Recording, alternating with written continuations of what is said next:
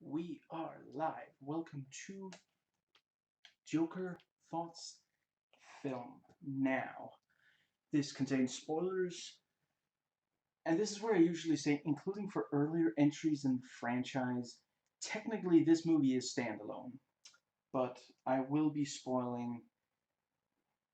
I'm not certain I'm going to be spoiling every single one of these, but I'm just going to cover my bases here.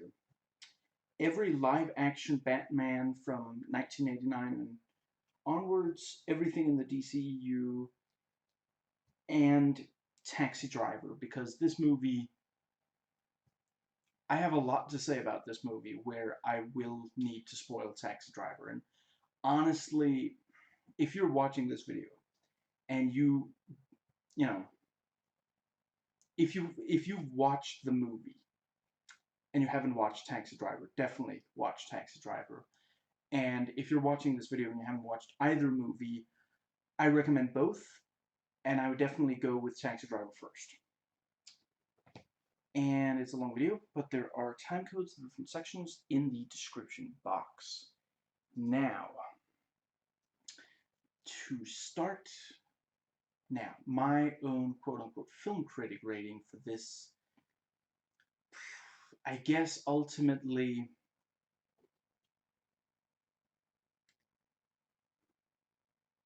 I try not to give many perfect scores. I rate on a scale of 1 to 10. So if I give this movie a 10, I'm basically saying that I guess, if I had to be, I guess it's a 9. It's probably, see, it's yeah, I think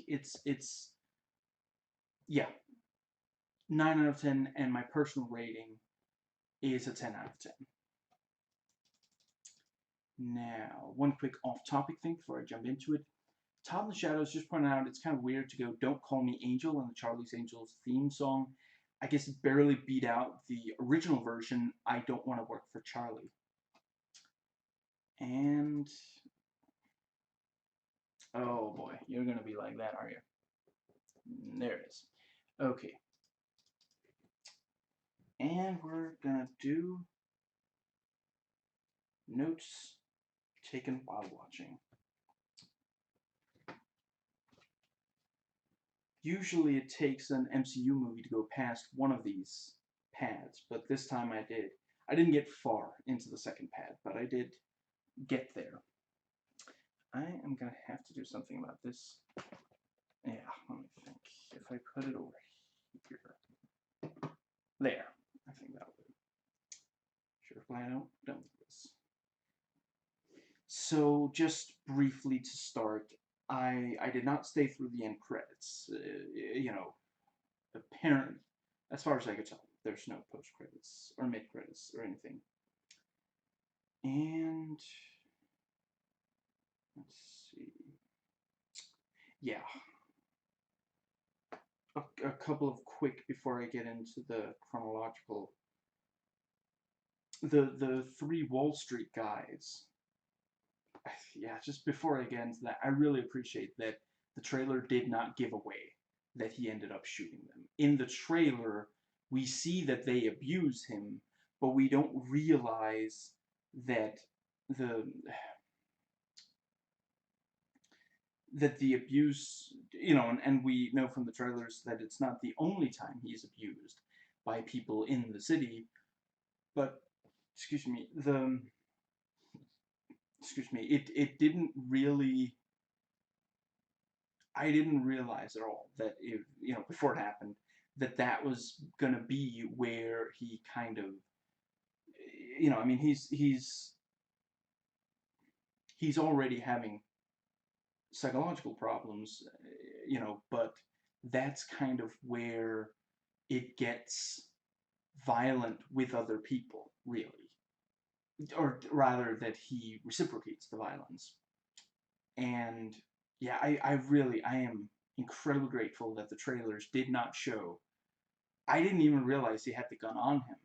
In that, the yeah, I and I guess I've pretty much said, yeah. So what with the killing of those three, I like that the movie doesn't pretend like it's gonna take Sherlock Holmes to solve this case. This. Oh, by the way, briefly, yeah, I don't swear in all my videos. I might swear in this one in quoting lines and such. Yeah, the you know,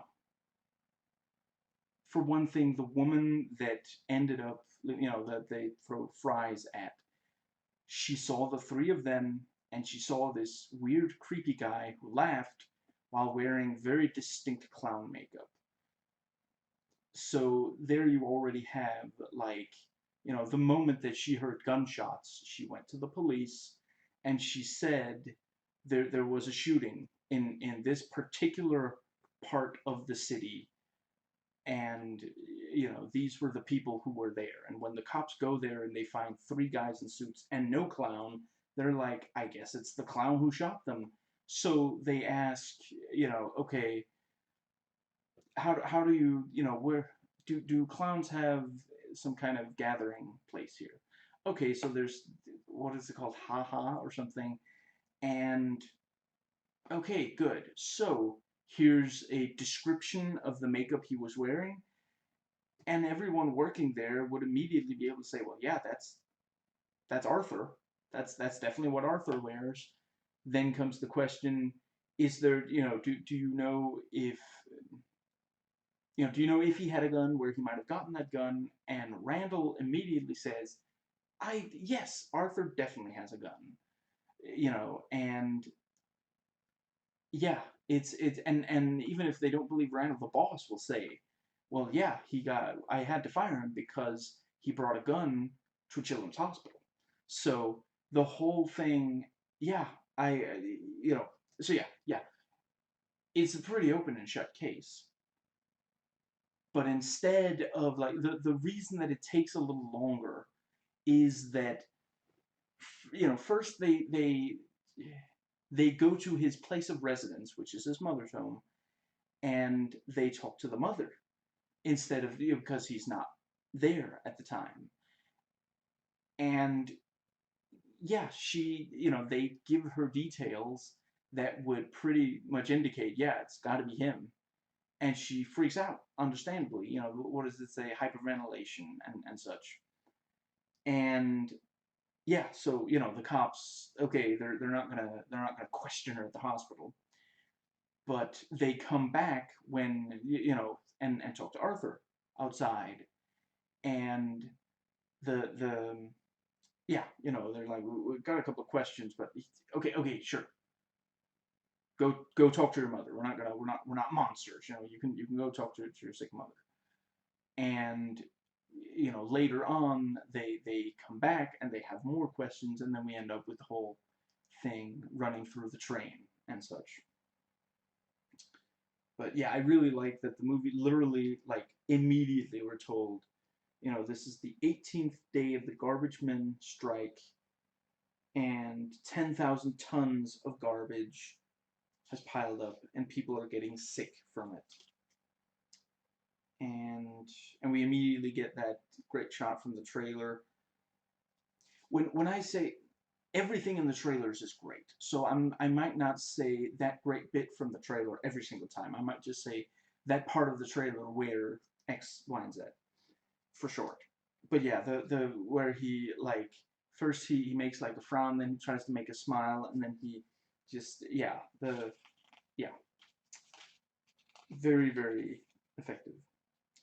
And he's got the sign, and he's, you know is it called dancing, or is there a certain term for it? You know what I'm talking about, with the everything must go sign. And these, you know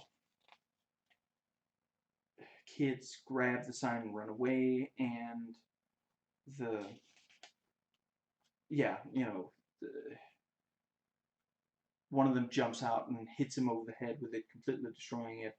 And we get the title card, filling the screen. The yeah, and let me just briefly, let's see.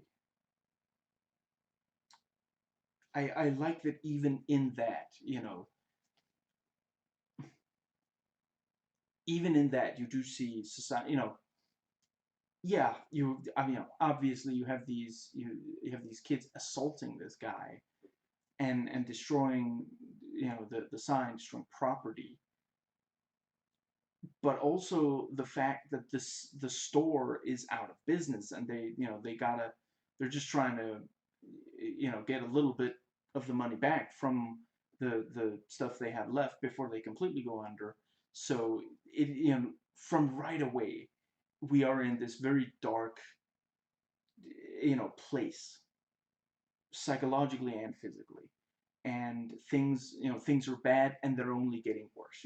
What he says to the therapist, is it just me or is it getting crazier out there? Now, let's see.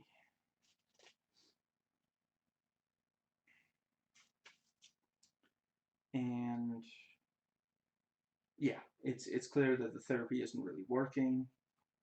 And it's talking about, times are tough, and to bring up the journal, and she sees the journal, which he points out is also, he also put jokes in there and such. And the let me think. Um, yeah, let me just briefly, there at the end when he is on Murray's show, he also brings up this thing of, telling jokes, no, sorry, telling jokes, and yeah, one that he finds in the book, he starts knock knock, and you think, oh, he's gonna blow his brains out, like you know, yeah, he start, sort of faked doing that with the, what's it called? Yeah, the he did it with the gun. He also did it with the just finger. And let's see.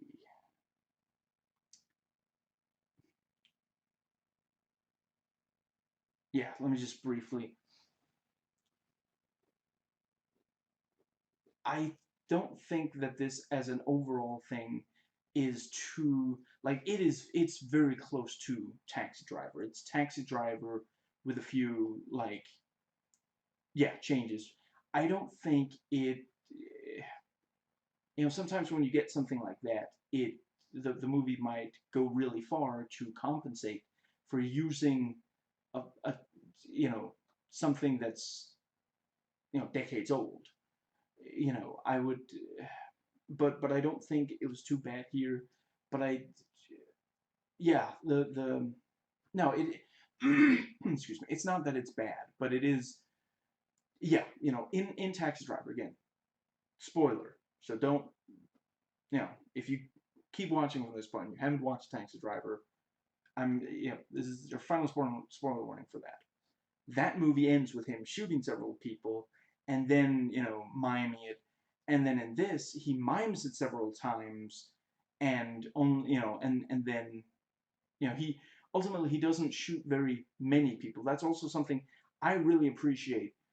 When I read, some of the reviewers say, oh, there's way too much violence. I got this image in my head of, oh, he's gonna kill, like, I don't know, 10 people or something.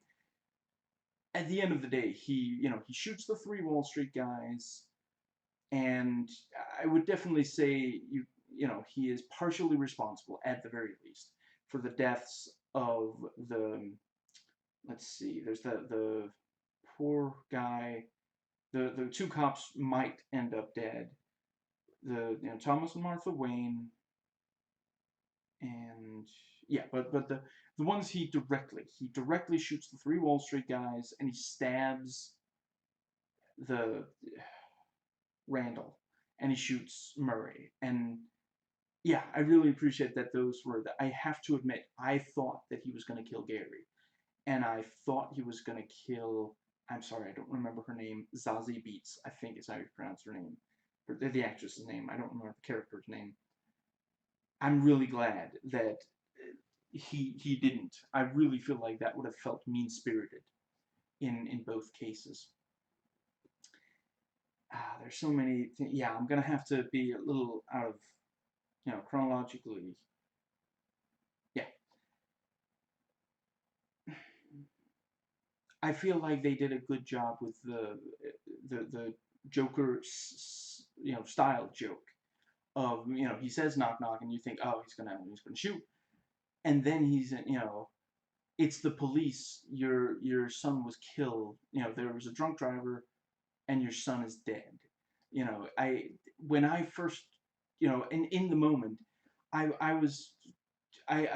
couldn't completely. I was so focused on, oh, he's gonna get out the gun and shoot people.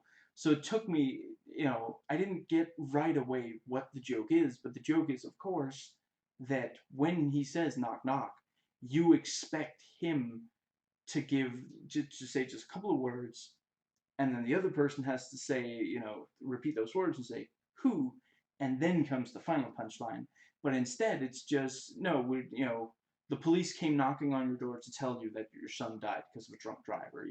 So it is one of those, like, I don't know, is that what people call anti-humor? I'm not 100% certain that it falls under that, but it is this kind of, it's not really funny. I'm not saying that, if you find it funny, humor is subjective.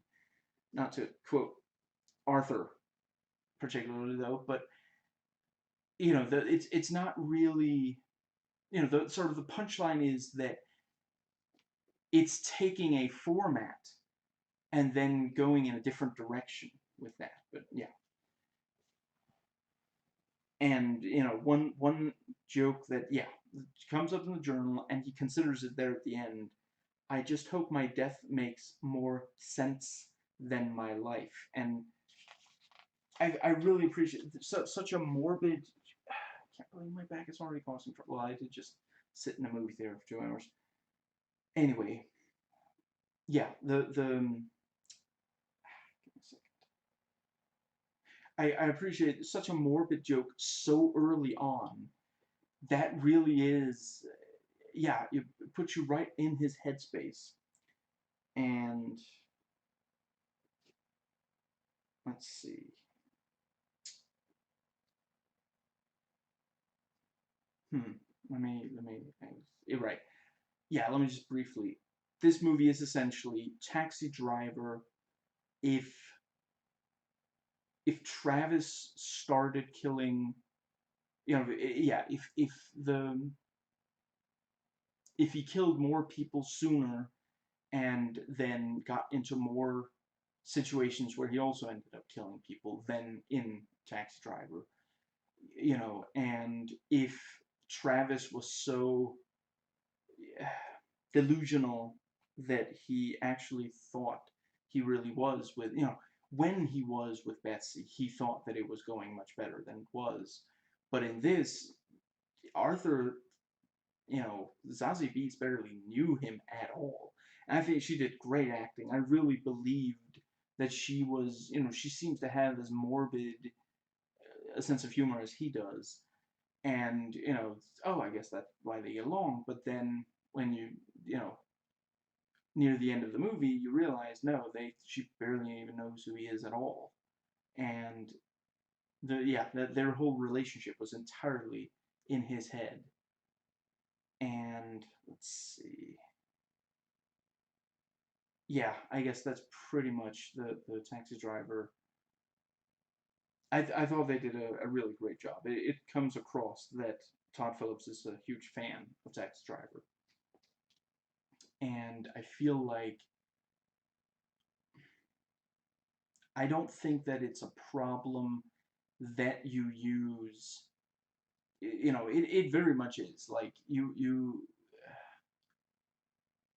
there's some chance that Todd Phillips got the original script as like a Word document, and then he just, like, I don't know, search and replace this, if you could do it quite like that, and just took out every, like, the lines of dialogue and the exact events that happen, but you know that he left blank and then filled in what he wanted to do with this movie, but it starts like Taxi Driver, it ends like Taxi Driver, it feels like Taxi Driver throughout, and yeah, there are a lot of similarities, and I don't think that's a bad thing as long as you do your own thing with it. You know, there are certainly things in Punisher Warzone that are very similar to Batman 89, you know, and I guess I guess I'll just say, yeah, there are some Brian De Palma films that are very reminiscent of certain Hitchcock movies, and I really don't. I'm not going to claim that every single one of those movies is, you know, I'm just going to say I find them effective, say they're well made. But I grant that some of the twists and such are a bit too much. And you know, it's freaking Hitchcock. It's really really difficult to match him. But I don't think that it's a bad thing that these movies take a lot from what's already a classic movie. You know, it's you just got to do something interesting with it. Let's see. I mean, I think yeah, I'm just gonna go with a direct remake. The various there are a lot of horror movie reads. There are some horror movie remakes that I think are remarkably bad around the 2010s. You know, the I'm not saying that the series, the original series of Friday the 13th movies. I'm not going to claim that they're like masterpieces. They're pretty good for what they are. But the remake was bad. And the same thing for substantially better series, the Nightmare on Elm Street series. And it's been years, excuse me. But last time I watched the Thing remake, it was also really bad. The 2011 one. Not talking about the John Carpenter remake. That one is amazing. It is still a little weird that that's called a remake of the original because they don't have that much in common. But anyway, yeah. So those movies didn't have a lot to add, so they end up just being pale imitations of the thing that they are imitating. That's you know, I those movies are bad. They're bad even if you haven't watched the originals, you know. But as long as you have something interesting to add, I don't think it's a problem. Now, and Arthur says it might have been he might have been better off back when he was locked up. And she asks, you know, why was it that you were locked up? And I forget his exact words, but he says something like, I'm not sure, or something. And let's see. Yeah, and he asks, you know, can you tell the doctor to put me on more, you know, more medication? And she's like, you're on seven different ones. And he's on the public transit and trying, you know, he's cheering up the kid, and you know the mother gets upset, and then he has trouble. Yeah, he simply can't stop laughing, and then he hands her the card explaining the condition. I have to admit, that's literally the only time we see him do that, and I don't think he even ever reaches for that card again. Did he only have the one? It looked like she kept it. And if he couldn't keep seeing the therapist, maybe he can't get more cards. I don't know. I do really appreciate that that was explained because I heard that in like an interview or something, and I was like, oh, I guess that's why he's laughing like that in the trailers. I thought that it was like, when he's in the train and he's laughing and the Wall Street guys come, assault him. I thought he was like basically in his own world and thinking of something that was funny, and let's see, when he's walking down the hallway, when I watched the trailer before knowing that, I thought he was practicing his laugh. And let's see, I think there's at least one other time where he laughs, and in the trailers, and I just, yeah, I don't remember what my thinking on that was. And we see there's no mail for Penny, and she calls him Happy, like the, you know, Snow White and her, yeah. And we see that he lives with his mother. I really appreciate that as well. With when Zazie Beetz, she's like, I'm sorry, he's like, it's been a rough couple of weeks. I'm sorry. Is there someone you could talk to, like maybe your mother? And it's like, and she doesn't know. It's not like she's being insensitive or insincere or incendiary or insane or inciting. She's perhaps not being very incisive,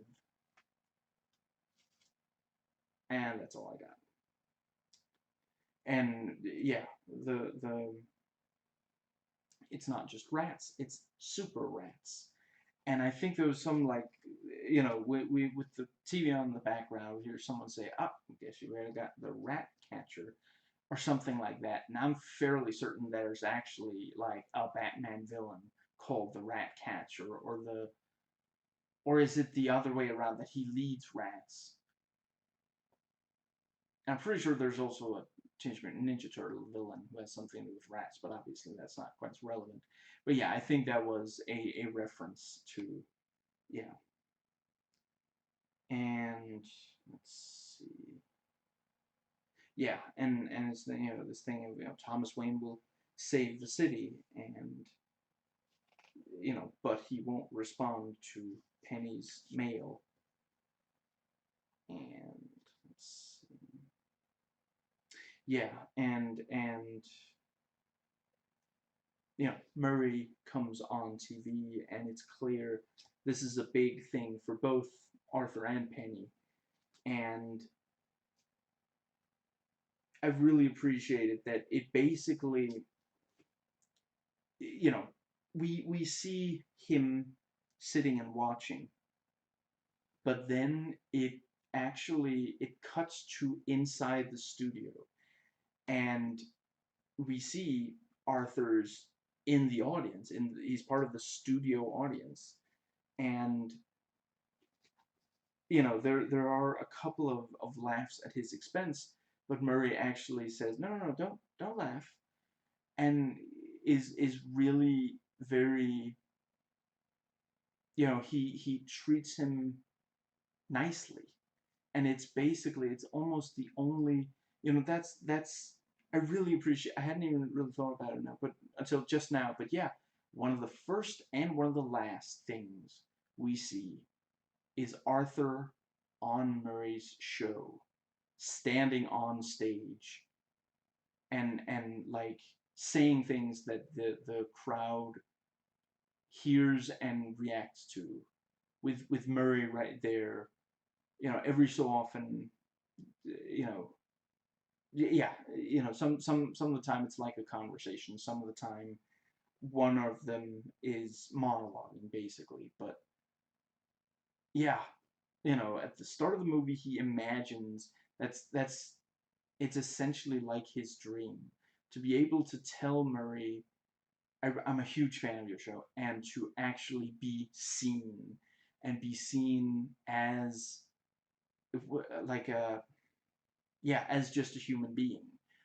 People without, yeah, with people showing empathy and sympathy towards him. I forget who it was that pointed out, but those are not the exact same thing. I quite appreciate it. I'm sorry, I forget who you are, but someone pointed that out on YouTube fairly recently. Yeah, and yeah, as himself.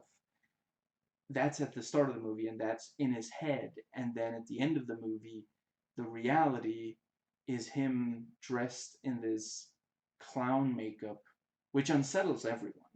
You know, the every single, like, the assistant producer, whatever, he's like, dude, you can't let this guy on.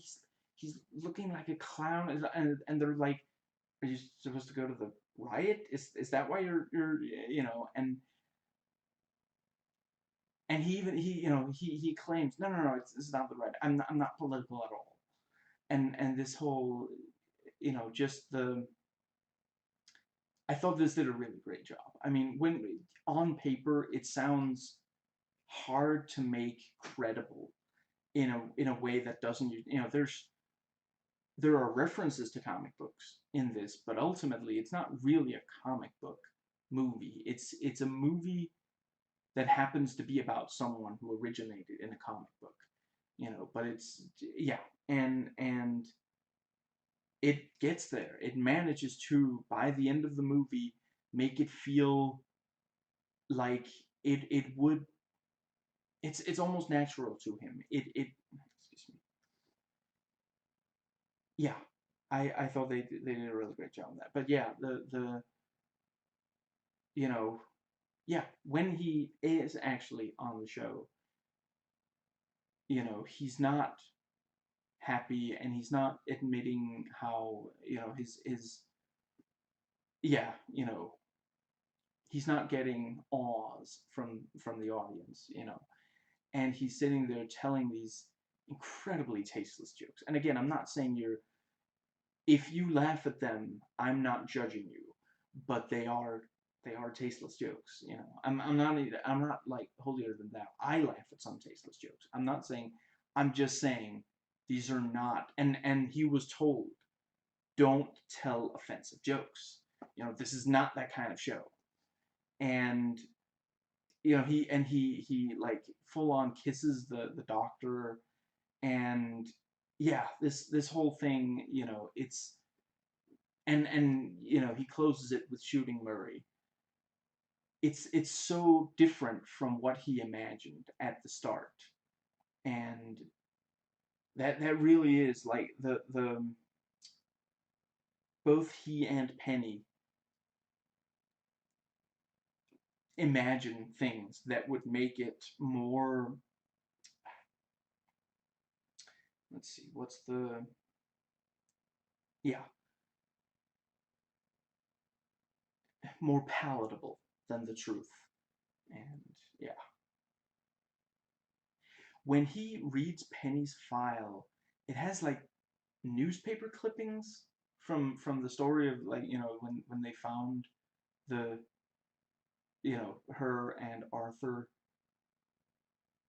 I Do they do that in real life? I don't know. I guess I've just never really heard of that, but I can accept, if it's something that they wouldn't do in real life but they do in the movie. I can accept that because it makes it more, it, you know it makes it easier for the audience to accept, no, she really was, making this stuff up. It wasn't, because, it's one thing that they wrote it down on paper, but no, there's newspaper. If you put something in the newspaper that's a lie, you pay the price for that. I know of people who've written BS in you know what's it called, like documents from psychological, yeah. Yeah. Yeah, and he says, how do we deal with super rats? Super cats. And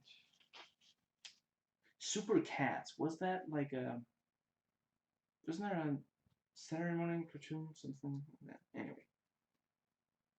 Oh yeah, and I really, and Arthur can't help but yell out, "I love you, Murray." And I really appreciate, for like a second, it's like, oh, okay, he just need to get out. And then De Niro's, Murray is like, no, no, wait, turn on the lights.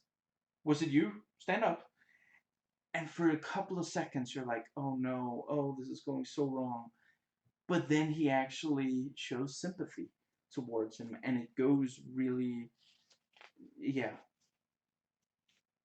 And let's see, yeah, and then they're clapping, and, and imagines Murray saying, "I would give up all of this to have a kid like you."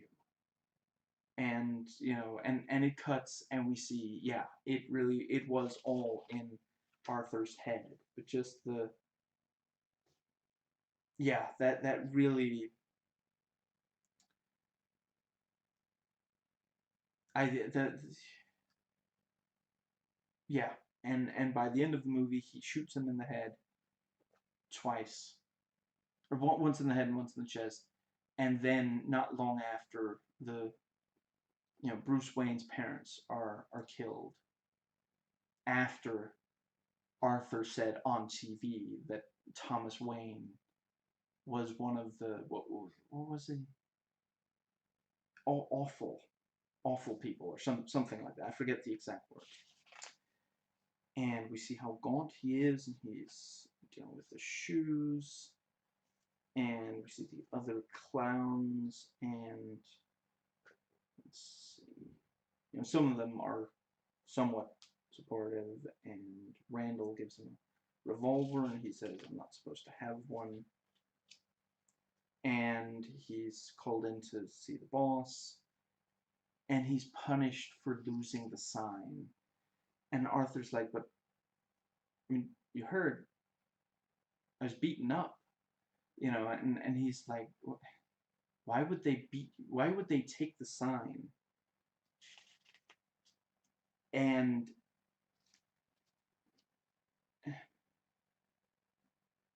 yeah, and then Arthur asks him, why would I take the sign and keep the sign? And the boy's like, "I don't know, just give it back to him. Look, he's out of business. There's no, he doesn't say, 'I know you're in a bad place too, but he's in a bad,' no, he just says, 'He's in a really bad place. You should be treating him better.'" And we have the slow zoom in on, very, very tense, and the music on Arthur's face, and it is this thing of just, that's, if you're in a really bad situation, one of the worst things is when other people don't believe that it's as bad as you're saying, and they're just like, that doesn't make any sense. Why would it? How could it be like that? And just, yeah. Still no mail for Penny, and Zazie Beetz in the elevator, and yeah, they both feign blowing their brains out. First one, then the other. And and it's this thing. I feel bad for the kids in this film. I really hope that the actors themselves at least realize that they're not like being, because just the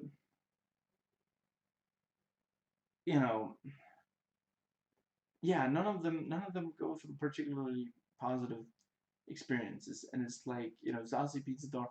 I get that she finds it annoying, but it is like, just calm down. She's just a kid. Kids repeat things like that.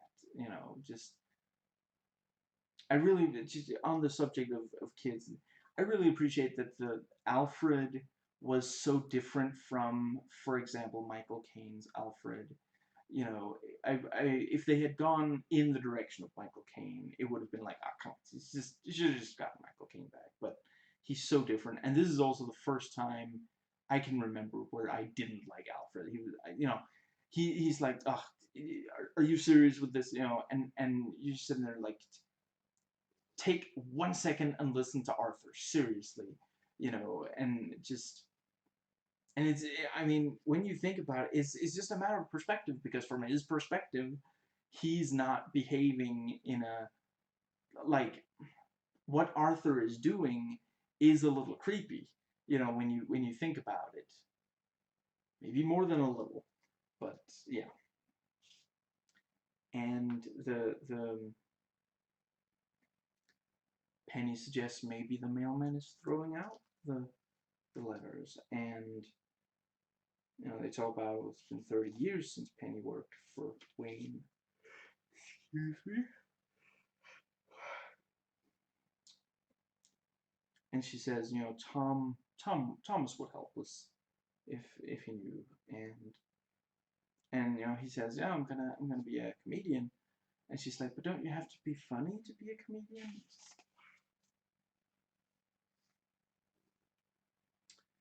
And let's see.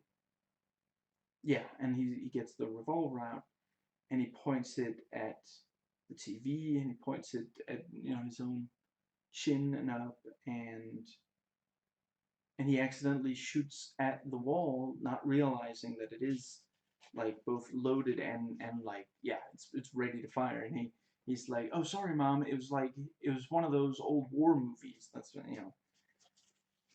And it's also just, it's such a great Joker like joke. You know, he's dancing. He's like, oh yeah, I know I'm a good dancer. You're a good dancer. You know who's not a good dancer? That guy. And then he shoots, and it's like, he didn't realize it was going to fire a bullet. He thought, but he did intentionally pull the trigger, you know. So he, yeah, and it's again, it's, yeah, the Joker will sometimes point at something, indicate something, and then shoot it. And you know, it's obviously not meant to be as like it's, you know, when the Joker does it, when Heath Ledger's Joker does it to the bus driver, it's such a brilliant little moment. It's not supposed to be as, you know, as many different, you know, here, but it is like at the end of the day, if nothing else, you can at least say that the Joker was getting rid of someone he no longer needed, you know, and that guy was a criminal. But Arthur, he's talking, you know, he's imagining shooting some random guy just as a joke. You know, that's, yeah. And we see him stalk Zazie Beats, sorry. And he laughs, you know, outside of the punchlines of the stand-up guy. I really appreciate, I'm sorry, but not all stand-up comedians are funny, and some of them are terrible, and this guy was terrible. And it is like this thing, sometimes the terrible ones actually do get a good audience response, and you're sitting there like, am I going crazy? Nothing this guy says is funny. You know, why are you people laughing?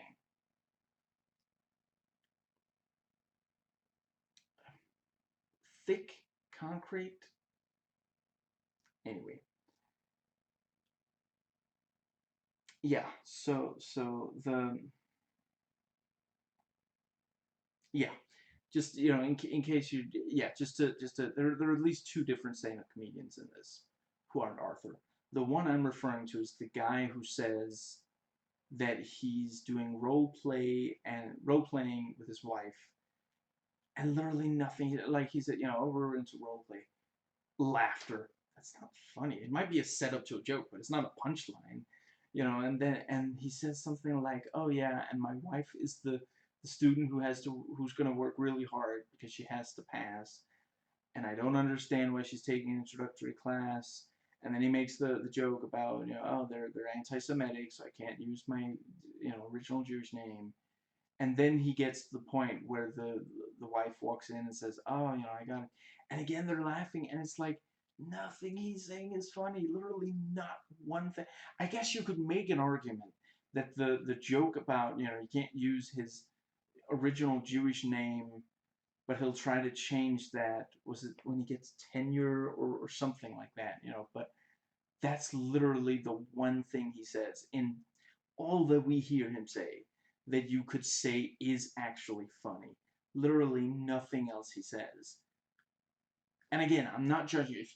If you find it funny, more power to you. I'm just saying, I'm pretty sure that the idea is that it's not funny, and you know, there, yeah, sometimes you got people sitting in the audience, something like that, going, I can be way funnier than this. You know, maybe that's how Arthur gets up the nerve to get on. now.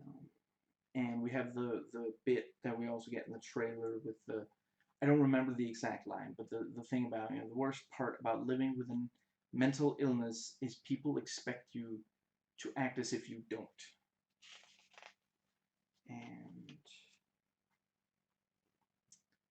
And Sazi Beats is like, you know, were you following me today?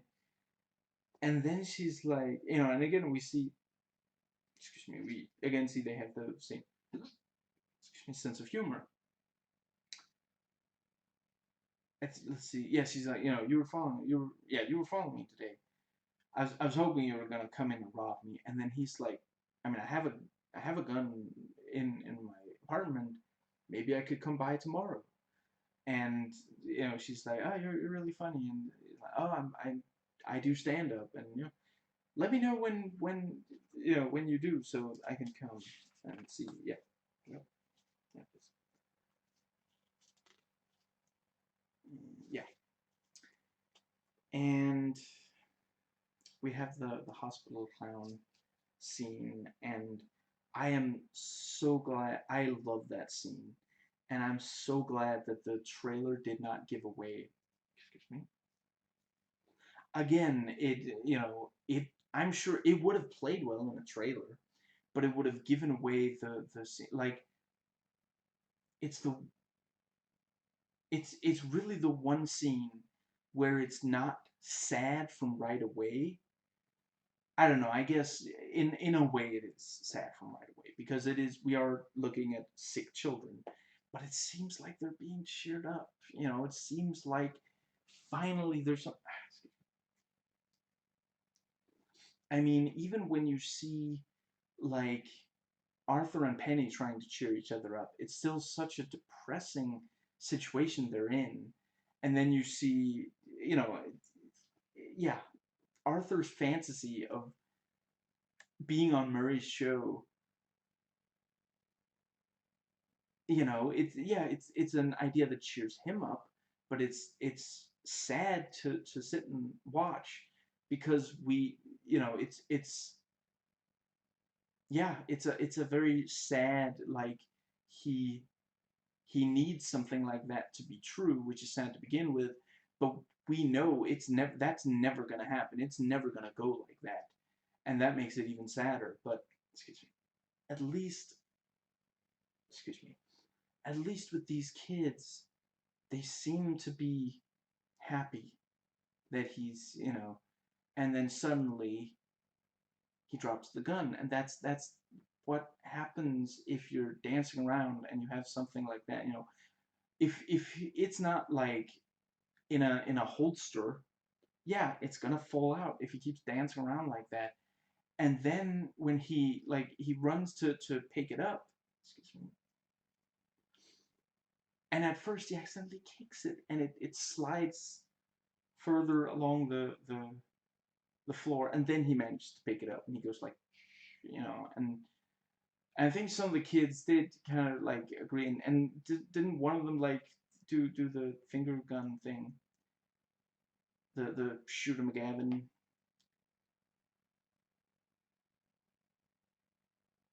I'm sorry. That always reminds me of the which I of course rewatched for this. The what's it called? Bad Man instead of Batman, with yeah, you know, parodies of the Dark Knight trilogy with ah, some, what's his name again? But yeah, the guy who played Shooter McGavin. Anyway, thanks for knowing my work is the line. It's such a, it's such a messed up thing, but it's such, like the scene, it's so, it is kind of funny in that really messed up. He brought a gun. We don't know for sure. No, yeah, yeah. Sorry, I was about to say we don't know if it was loaded, but we do. It must have been. I guess there's a chance he loaded it after the hospital, before the train, maybe. But at the very least, that means he had the bullets on him. He had a gun and he had the bullets. Even if it wasn't loaded, that's still messed up. And not only does it fall out while he's cheering up kids in a hospital, but then he accidentally kicks it. Like, the moment that he drops it, if it was loaded, it could very well have gone off and killed someone. And then he kicks it, and that might also have made it go off. It's yeah, like there are a number of different versions of the Joker, but the this kind of like thing where you can kind of see how it's funny, but it's like in reality it's really horrifying. That's very Joker. That's one of the things that have stayed very much the same for the different versions of the Joker, is the kind of thing where that it's balancing. He doesn't, the things he does are not, sometimes they're just plain evil, or they're, quote unquote, just funny or the like, but very frequently it is a balance between those things that, yeah, as a quick example, in The Dark Knight, he says he's going to blow up a hospital, and immediately, the immediate reaction you have is, oh no, no, don't let him do that. You have to stop him. And, minutes later, he does blow up hospital, but it is empty by that point. But he takes hostage every single person who was being evacuated from the hospital. So we thought that he was gonna, kill all these people in the hospital, but that's not what he wanted at all. Yeah, he could blow up a building and kill a bunch of people, but where's the fun in that? No, no, no. He's gonna kidnap a bunch of people, and then he's gonna, trick these SWAT guys into killing innocent people and as they're doing that, the actual hostage takers, the actual, you know, the Joker's men are gonna start attacking the SWAT guys as well with their guns. So the SWAT guys that survive that encounter are gonna have to live with having killed innocent people. That's the yeah, and they think, we've got it. We've got clear shots on some of these guys, so we're gonna shoot them with sniper rifles, and then the SWAT team's gonna go in and take care of the rest of them. But then, thankfully Batman, prevents the meaningless deaths. But if the Joker had his way, these SWAT guys would all have ended up killing innocent people, and ended up being fired upon by these. I'm not saying that the hostage takers would have lasted very long against the SWAT team, but it is still a very unsettling. Yeah, and that's the thing. If in a sort of twisted way, I don't know, I guess maybe not funny, but more, no, it's not funny, but it is this sort of, like, yeah, he takes something and he turns it on its head. The yeah. Anyway, let's see. And let's see.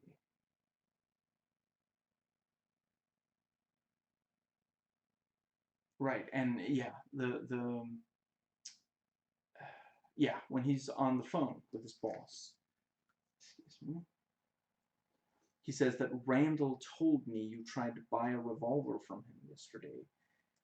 And yeah, it's unreal. See, and he's like, you're my little buddy, and you know, he's not his friend at all. He turns around and does that.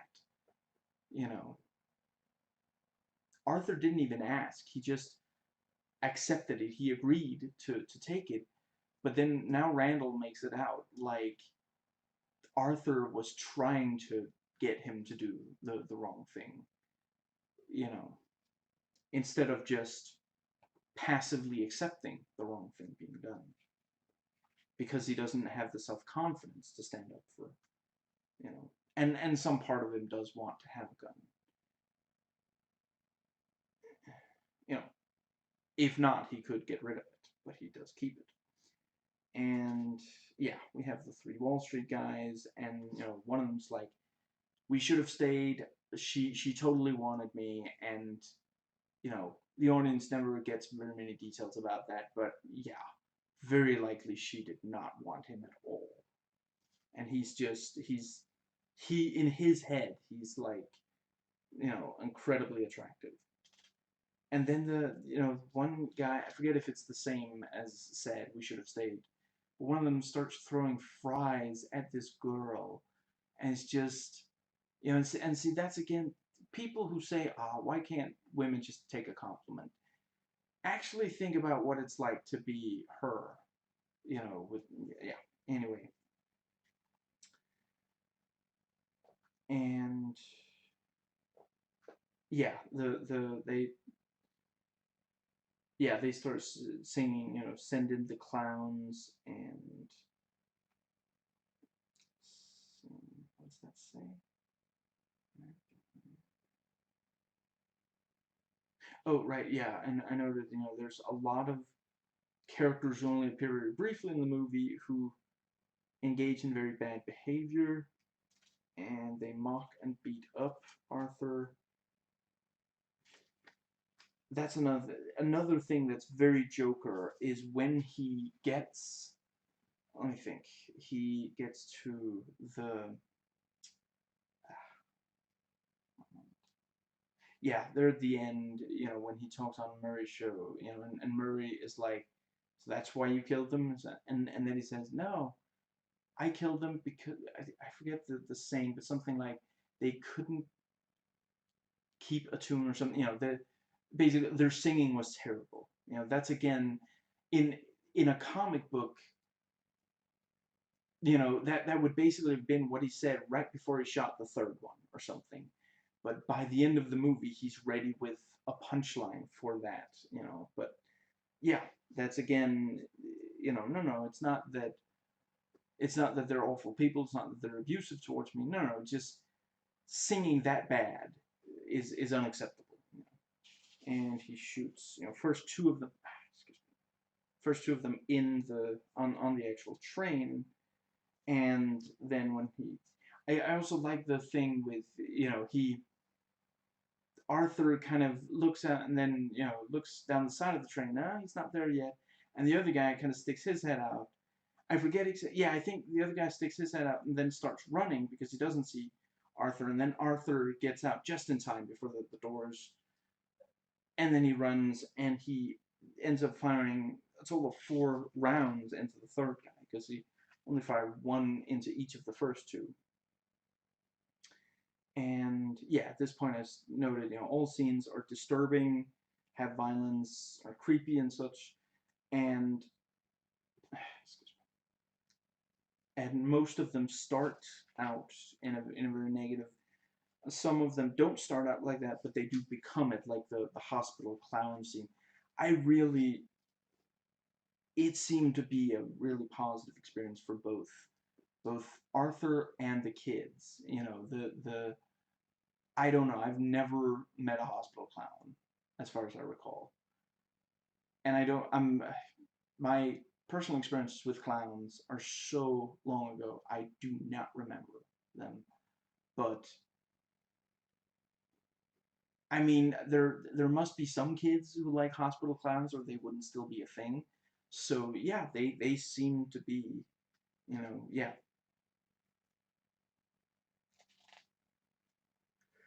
Excuse me. And then he's sort of dancing in slow motion in, you know, not that the film is actually slowed down, but he's moving slowly in this public bathroom after killing them. And then he goes up and knocks on Zazie Beet's door and kisses her. And let's see, some of the clowns mock each other, and he points out that Randall was the one who gave him the gun, and he's like, I forgot to punch out, and then he hits the thing several times, and yeah. Let's see. And yeah, and there's this. I guess yeah, it's probably still this thing of, excuse me, Penny talking about how she used to work, excuse me, for Thomas Wayne when I was trying to become mayor, and I wrote family in quotes. I don't remember exactly what it. Something about like Wayne takes care of his family or something like that, and he says Gotham has lost its way, and yeah, and he talks about how this guy, oh, he must have worn a mask. Who could do something so cold-blooded? And then he says something about like the this clown or something like that, and it's clear that it really upsets Arthur, and he starts to let loose, and he confronts the therapist about her not listening. They say they've cut the funding, there'll be no more therapy, and right, sorry, and yeah, and here I noted on TV they were talking about how some poverty-stricken people were calling we're calling the guy who killed these three Wall Street guys a hero.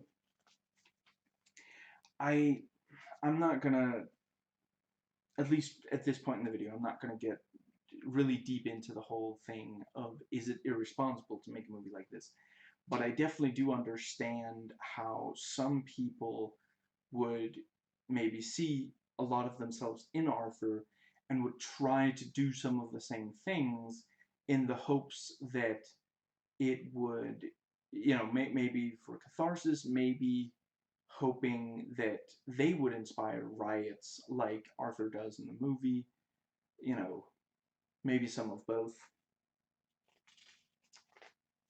Let's see. And hmm, what's that say?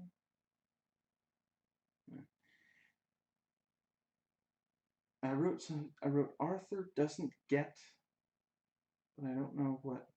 Yeah, and the next thing I wrote was that some of the sex jokes, they were really really offensive, but they were also a little funny, And we see him do the stand up, and Zazie beats us in the crowd. Yeah, just briefly, the guy jokes that, what was it, women,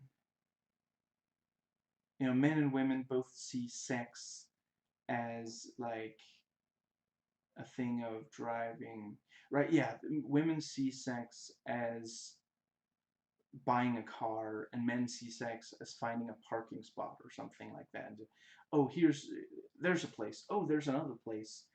And then he's like, handicaps. Well, as long as no one's looking, no one sees it. Something like that. Where sort of, the woman is like, oh, is it reliable, and is it, you know, yeah, and one of the things for the guys was like, oh, I have to pay. Ah, no, thank you. It's yeah, really really messed up, but it was kind of yeah. And I also like how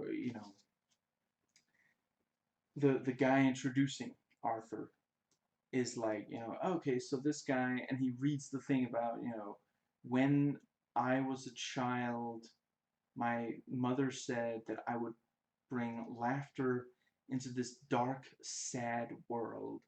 And the guy, after reading it's like, okay. And he's really nervous on stage and he can't stop laughing. And I really appreciate that we don't really see the audience. And let's see. Hmm. Yeah, it's a close up on his face, and yeah, and once he gets the laughter under control and starts telling jokes, they are actually funny, and we see Zazie Beetz like them, and there's clapping from other what's it called, other patrons, and yeah, I mean some of the stuff. Let's see, he tells that joke about that. Yeah, the thing, I hated going to school as a child, and my mother said, you know, and you should enjoy it for now because one day you'll have to work for a living. And he was like, no, Mom, I'm going to be a comedian. And let's see, is this also where he does that joke about, no one's laughing now, or is that only, do we only see that when we see the playback of Murray's show, possibly? And let's see. Hmm.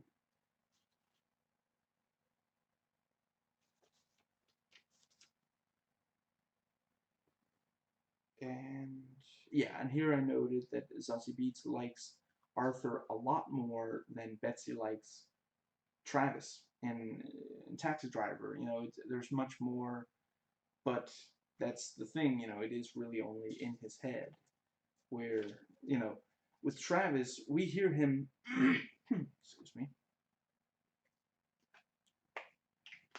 We hear him talk about some of these things. He even tells Betsy directly to her face, and it's clear that he's completely misinterpreting.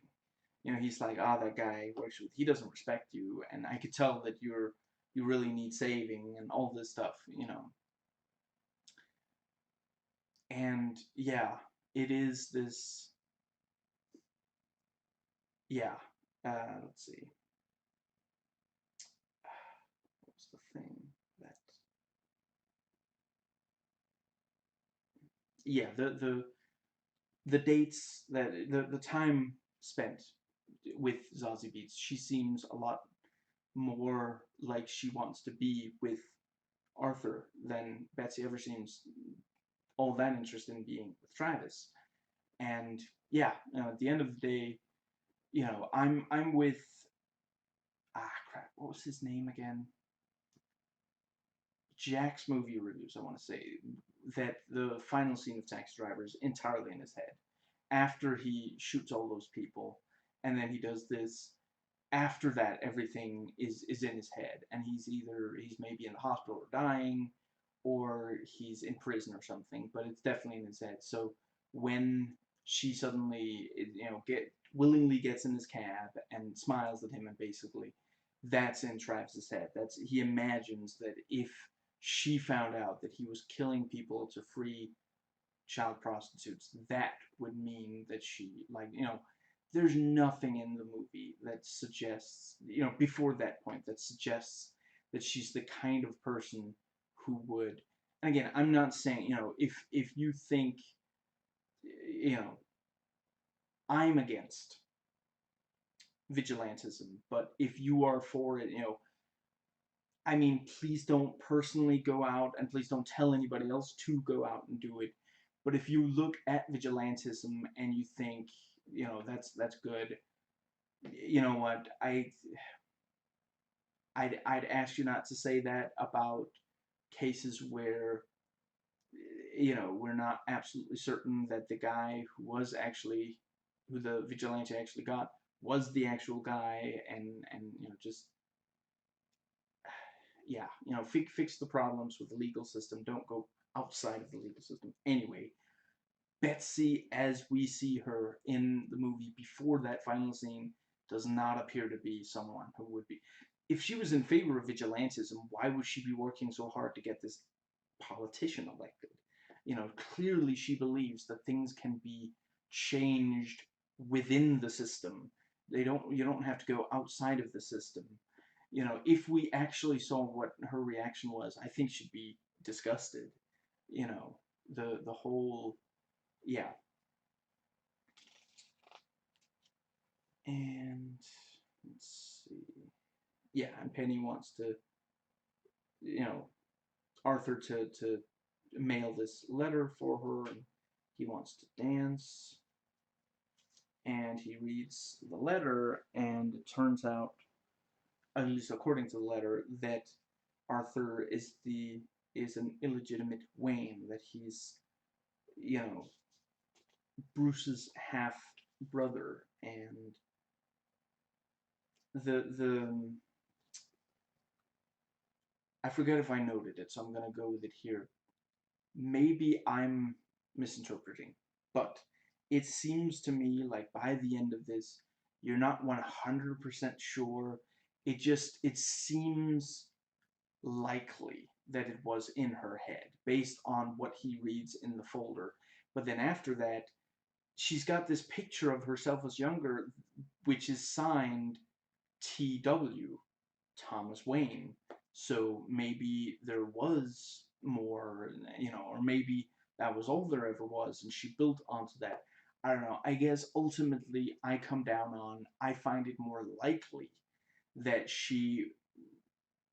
that it was in her head, you know, and but the movie, when it's first introduced, you really do believe that, that's it's such a great movie.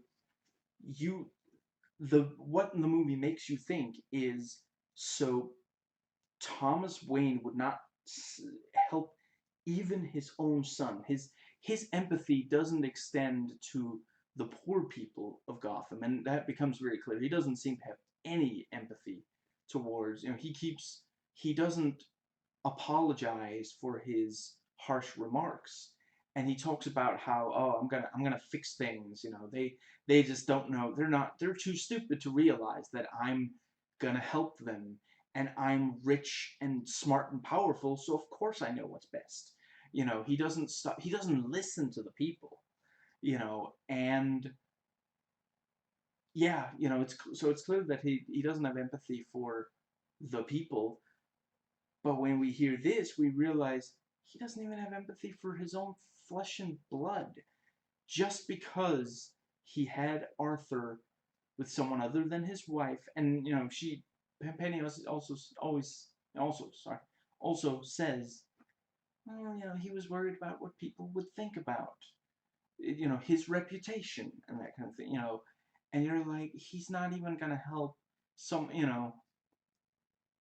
literally, he's not going to help someone who's not completely within the sphere of the rich. Even if it's his own flesh and blood, if he did not have this kid with with a rich person, then he's not going to help them, and he's not even going to help her.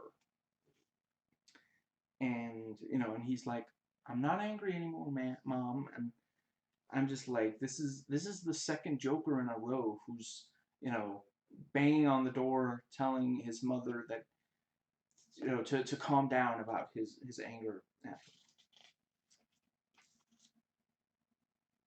I was about to say what movie I'm referencing, but if you haven't watched, okay, I'm just gonna, just in case. Jared Leto plays Joker in Suicide Squad. Had a very similar scene in Requiem for a Dream. If you haven't watched that movie, you're definitely missing out. I can accept someone saying, oh, I find it too manipulative. It feels like propaganda. It's too extreme, and just how disturbing it is. I can accept all that, but you should watch it at least once, even if you end up not thinking that it's good.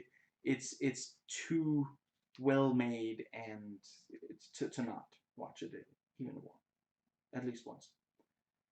And we again have, like with Taxi Driver, the protagonist is, what's it called, obsessed with a politician, and I really appreciate, that's the thing.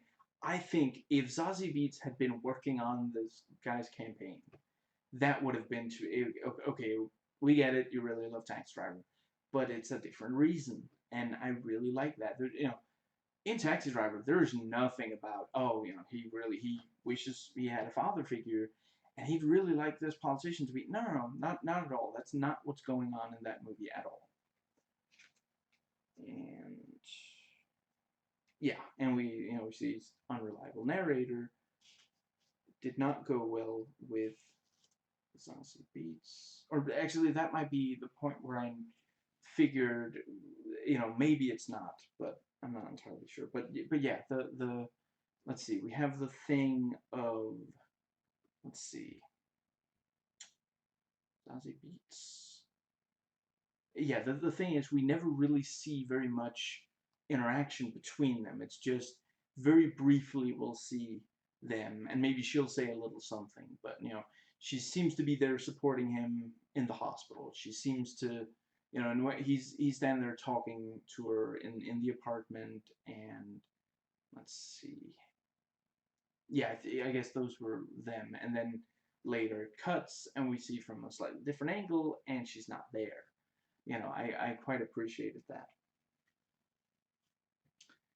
And yeah, and Arthur acts as a clown for Bruce Wayne, and it is almost this sort of thing, and it feels sinister, even though really he just wants to make children smile.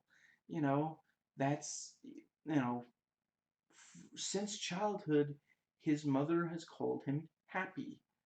And the idea of him becoming a clown and trying to make people smile and laugh, because he thinks that the world is, sometimes people do things for others that deep down they want others to do for them. He wants others to give him hope, so he goes out and tries to give others hope, tries to distract them from the bad of the world. So when he sees Bruce Wayne, he's not there for Bruce Wayne. He wants to talk to Thomas Wayne. But when he sees Bruce, and Bruce does seem a little lonely and sad, maybe, yeah, he wants to cheer him up. And I really like, I'm sorry, there's no way this is a coincidence. I'm not reading too much into it. When Bruce, at first he's in this, like, it's essentially like a small, like, playground thing, kind of like a, yeah. And to get over to the gate where Arthur is moving to, he slides down this fireman's pole, which I'm almost 400% certain they did on the 60s show, that Batman had a fireman's pole that he slid down from, maybe to get to where the cars were in the Batcave or something like that. I'm almost 100% certain. Or maybe I'm thinking of a comic book, but fireman's pole for Batman, yeah. And at first Bruce doesn't really have much of a reaction. He doesn't like run away. He does keep watching, but he doesn't seem like absolutely thrilled to see it. And and Batman and the Joker, I guess using the word always would be excessive, but very frequently a lot of versions of the Joker have had Batman and the Joker as two sides of the same coin. Both of them experienced tragedy, and Batman vowed to not let that tragedy happen to others, whereas the Joker specifically decided he's going to cause that tragedy for others. The Joker is comedy and Batman is tragedy. But this is one of the, it might have happened in the comics, they have, what, 75 years of history by now, 79? Yeah, lots and lots of years of history. It's possible that the two of them have been half brothers, or at least that the idea of them being half brothers have come up before. But I really did think this was a very compelling way to bring in, as far as I understand, we are not going to see this Joker in any Batman movie. And we're not getting a sequel to this either. And I think that works. I don't need it to be, but yeah, that is like in the not only are they in these completely different, you know, ultimately Batman,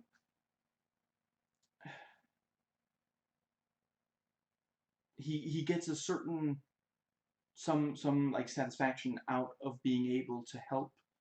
He puts criminals behind bars and he stops crimes in progress and the like. Whereas the Joker, at the end of the day, he can call it fun or say that they deserve it, but at the end of the day, he does tend to create a lot of chaos and death. So, but the idea that they may also be, you know, both of them are sons of Thomas Wayne, and both of them grew up in Gotham City around the same time. It's, you know, there's an age difference, obviously, but I do think that it's, yeah, you know, the Joker would hate Batman based on the fact that they could have had the same childhood, but they didn't, and it's because of Bruce's father, because he's so selfish and callous that the yeah. And yeah, and both of them had, one bad day that led to their alter ego.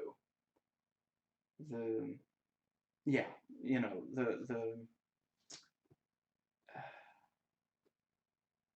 and obviously, this Joker is not just one bad day.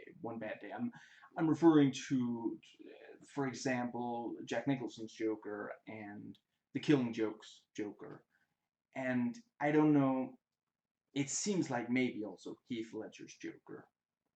So, yeah, obviously Arthur had a lot of problems before it got quite this bad. It wasn't just one bad day. It was one day that pushed him that little bit extra further. But for example, Killing Joker is not. He wasn't even remotely headed that way before the one bad day. But and Bruce also, he wasn't gonna do what he did if not for his parents being murdered right in front of him. And Alfred says that Penny's delusional, and what's that say, that he laughs at Arthur or something? And Arthur runs away. And I just want him to stop and turn around and say, "I'll come back tomorrow." And Penny gets put on an ambulance, and Arthur goes with. And the cops talk to Penny, and she hyperventilates and such. Obviously, they suspect Arthur. I'm going through this quickly because I've already talked about these bits more. Yeah, and one of the cops is like, the laughter must be an act, or the not being able to not laugh. Yeah, it must be like a clown thing, and yeah. And he goes up against and he smacks face first into the glass door, and then he tries to, hey, motion thing, and then he says it's exit only, and then one guy I don't remember, someone walks out the thing, and it opens and he goes in, and that's again Joker, like, no, it's not exit only, it's not exit only for me. And let's see. Yeah, and Zazie Beetz is there next to him. Penny, apparently. And I understand if you don't find it funny, but I saw someone say that there are no jokes in this movie. I don't understand how you could possibly think that the exit only part is not a joke. Him walking directly, he's supposed to do this like dramatic exit, and then he walks face first into a glass door and has trouble opening it, and that's, yeah. Maybe you didn't find it funny, but there clearly are jokes in this. And I had to wonder if the thing with Zazie Beetz not being, that relationship not being real. And I appreciate that, we see a date, but we just briefly see her sitting and smiling and laughing in this like diner or something with him. We don't need that to be a scene to believe it, because cinematic language, we know that, I mean, doesn't have to show every moment of the date. If we see, okay, that's a date. But when you think back on it later, it's like, oh, because that's literally all he imagined for the date. That's why that's all we saw. But the yeah, it is kind of obvious that the relationship between him and Zazie Beetz is just in his head. I figure maybe that's supposed to be, maybe that's like distracting the audience from how, what's the word? Like the fact that Penny was also, delusional, that about her relationship with Thomas. And yeah, I think it was, you were supposed to maybe, yeah, they're supposed to think that that was where there was an unreliable narrator, not with Thomas also. And yeah, Murray makes the joke, where are we gonna get our garbage? And then Joker is mocked by Murray. And let's see, excuse me. And the newspaper that says "Kill the Rich." And so a new movement and riot, and we see the riots. And I like the, yeah, and there's a sign that says "Resist." I really like that it's a, we and Arthur, apparently also Arthur, did not know that Arthur was being recorded in the club. So when they show the clip, you know, and it also seems like they could have asked him for permission. They could have told him, we're going to use this kind of unflattering clip of you, But no, that's how he finds out, and then they have the gall to be like, you're a real ratings boost. You want to come on so we can mock you some more. Yeah, the anyway, the right. I get it. Show business is callous. The yeah, he's like, oh my God, Murray knows who I am, and he's showing clips, and then he's like, what is he saying about me, and this, yeah, and we see, Tom doesn't respect poor people, and then I wrote exit only here also. I'm not entirely sure. I don't know if I remember. Maybe I thought I didn't write it on the other page. I'm not sure. And the let's see. Yeah, we see one cop get into a fight during the riot, and Arthur is able to slip by, and he goes all Agent 47, dresses up as a bellboy, and the Rich and Arthur watch a Chaplin movie at the theater, and yeah, and in the bathroom, Arthur goes up to Thomas, and it's so well played because it does feel like he's finally meeting his father for the first time. And at first he's not even angry. He's like, Dad, it's me, and he's like, Penny is my mother, and Thomas says that, not only did I not have a child with Penny, but you were adopted. And like the movie doesn't, let's see. I basically the idea, as far as I can tell, the idea is that now he feels even more alienated. His mother did lie to him about who his father is, and she's not even his mother. So he thought he was gonna gain one parent, and then he lost the one he already had.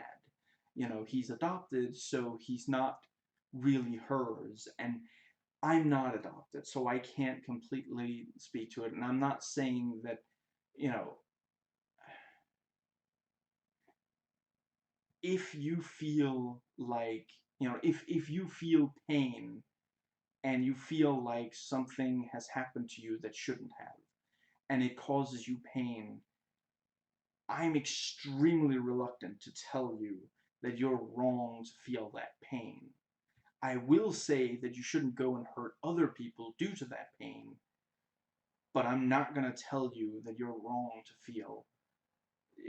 If something makes you feel bad, I don't particularly agree with telling people that they're wrong to feel bad. There are some things where I would hope that they could realize that, there are certain things where, well, I understand that that might hurt you, but it hurts other people more. So if you can get beyond your pain there and focus on helping others with their pain, that would be great. But if you feel pain, you feel pain. I hate when people say that person or whatever is not allowed to feel pain. The important thing is that that pain doesn't get them to do something that hurts other people. And to realize that they may not be the ones feeling the most pain.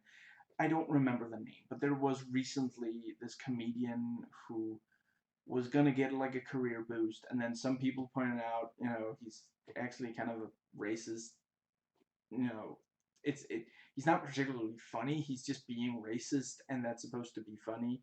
And so he didn't get the career boost. And then, there were people like, oh, that poor guy. And it's like, the people he hurt with the racism are in more pain. But again, I'm not saying that he's not allowed to feel pain. I'm just saying, if you tell the world that you feel pain, you have to be ready for some people maybe pointing out that maybe you're not the one hurt the most by it. And I'm not talking about people who are like, well, you might be in favor of feminism in America, but, in like Saudi Arabia, they treat women way worse. That's not, that's just being a dick, that's, you're not solving anybody's problem by, distracting like that. Anyway, where was I? Right. I don't completely understand the pain of realizing you were adopted, but I'll I'll I'll try. Basically, I guess the idea is you feel like you've been lied to your whole life, and you feel like you don't actually have a connection to the now that you realize that the people who raised you were not your blood relatives. That is, let me think. Yeah, you feel like that means they're not your parents because they're not your blood relative. And again, I'm not saying if that causes you pain, you're right to feel that pain. But I would argue, they're parent being a parent is about being there for the kid. It's not about sharing DNA. I wish way more people would adopt. I think I would like for every person who gets who goes ahead and has a child of their own to also adopt, because we have a lot of people who need to be adopted by capable parents. But yeah, but yeah, basically he feels like now there's no one left that he actually has any connection to. The I guess the closest it comes is now that he does maybe still have some connection to Murray, but at the end of the day, he does feel like Murray is treating him badly, like everyone treats him badly. What is it with you people? Dad, it's me. And I have to admit, yeah, this is I thought this was a very clever, twisty, turny kind of. Thomas Wayne tells the Joker, if you touch my son again, I'll kill you. That's kind of a reverse of the comics. I'm gonna go with the versions where it is the Joker. And I realize I'm not entirely sure. Was that at all a thing before the 89 movie? I'm not sure it was. But let's go with the 89 movie.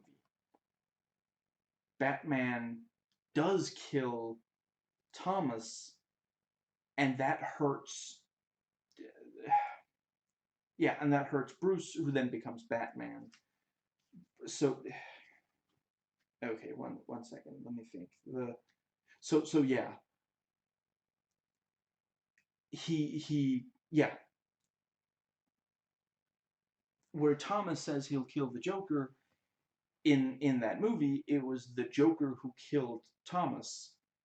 And in both cases, and Thomas says, I will, if you touch my son, if you hurt my son, I'll kill you.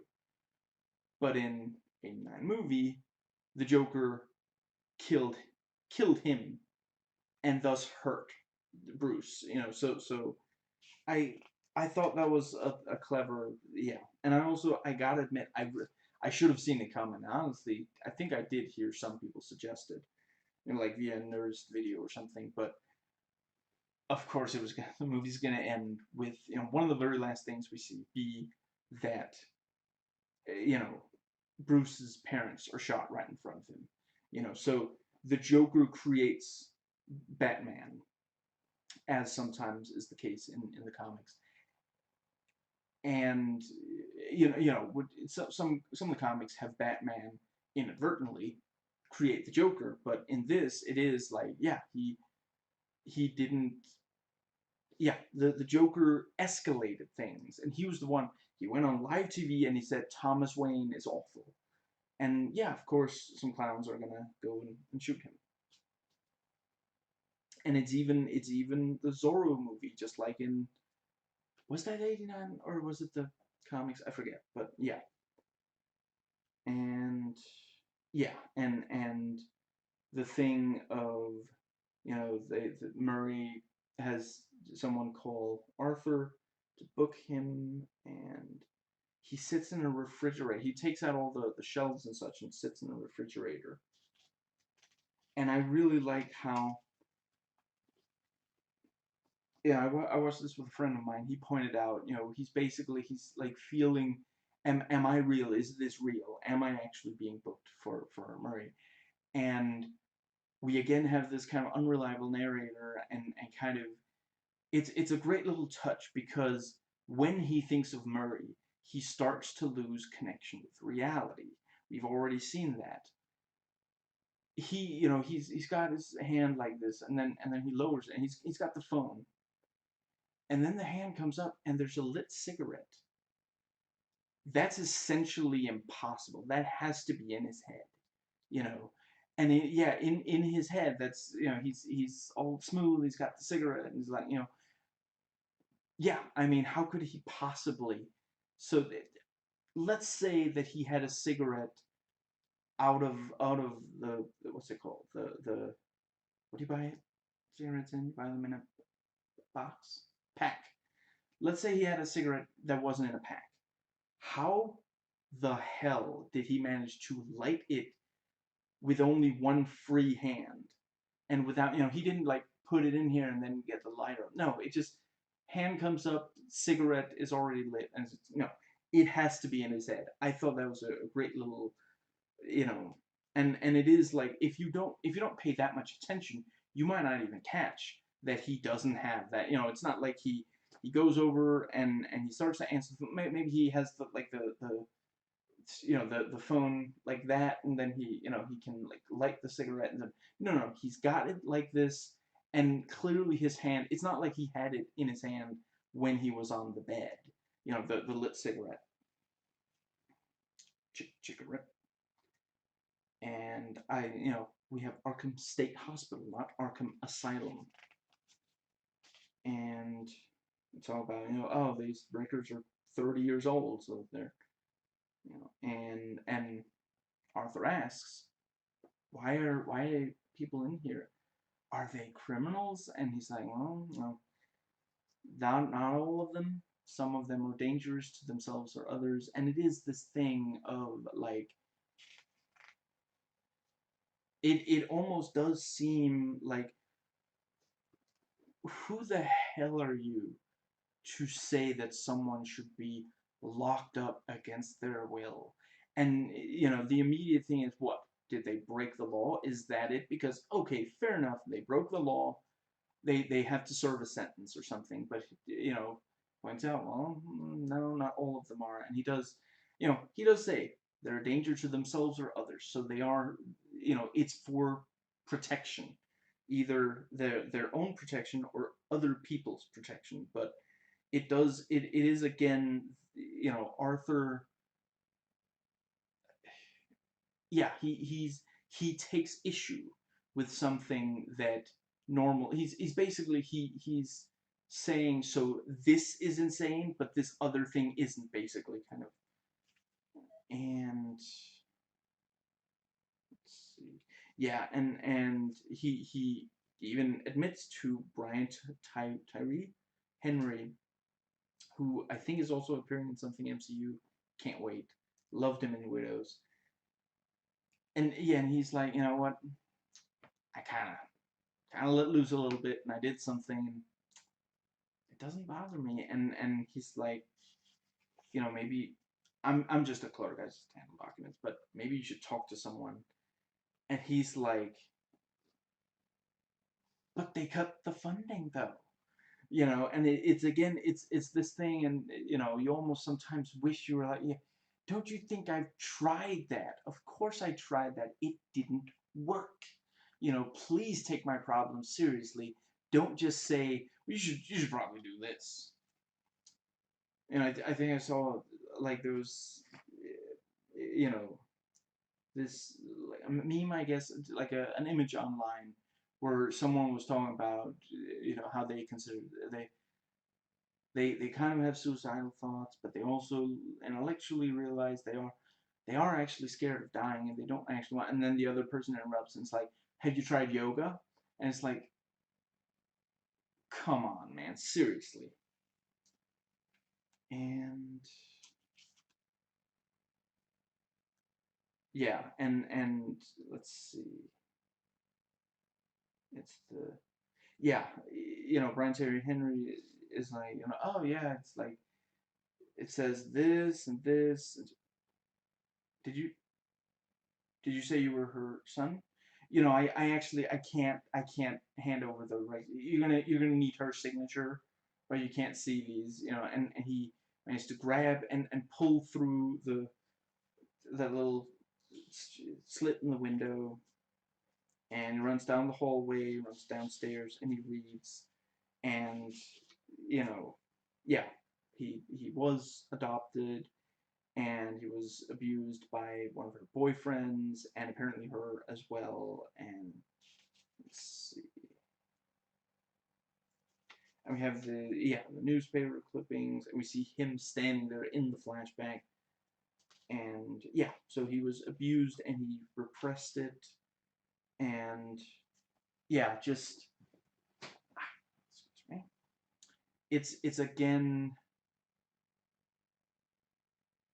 yeah, there's this thing of, oh, he was tied to a radiator, and he, there's like this thing of, they said it might have caused brain damage. I forget exactly what it was. And yeah, various things, and you realize there might be a genetic aspect to why he has, some psychological problems. Although even that, I don't think we realized. That wasn't that the first time we realized that yeah, basically, Alfred says and Thomas says Penny, was delusional. That's, before that, wasn't it just that she? I'm not sure we were clear that there really. It kind of seemed like, oh, come, Thomas is not going to help, these. Yeah, he's a rich guy. He's not going to just help people he doesn't know. But she worked for him. That was a long time ago, and this whole thing.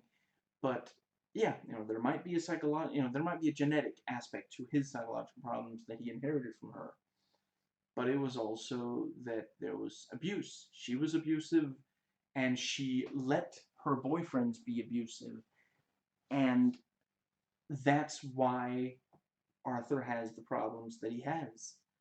It's not, I mean, you could say there's blame to go around, but yeah, at the end of the day, it's not that his mother was the one person who always tried to help him. No, she, and again, I'm not saying, I mean, basically, he should have been, they should have realized it much sooner, and he should have been in foster care or something, or yeah, preferably adopted by a good family or something. But she didn't do it because she's evil or something. She did it because of her disease, her mental illness, mental problems.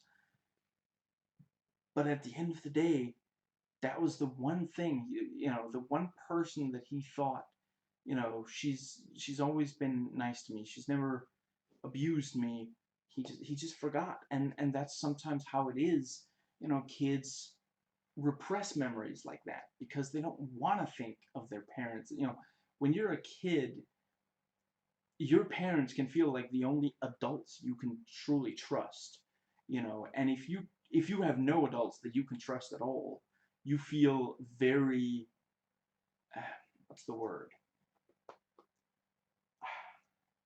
exposed. You feel, it's all well and good to have, if you have a million friends your own age, you'll still want at least one or two adults that, you trade hundreds of thousands of them for just a couple of adults that you could trust, that you could have a close relationship with. So he repressed it, but at the end of the day, a lot of his mental problems are because of her, or at least worsened by her. And yeah, that's extremely, that's very hard for him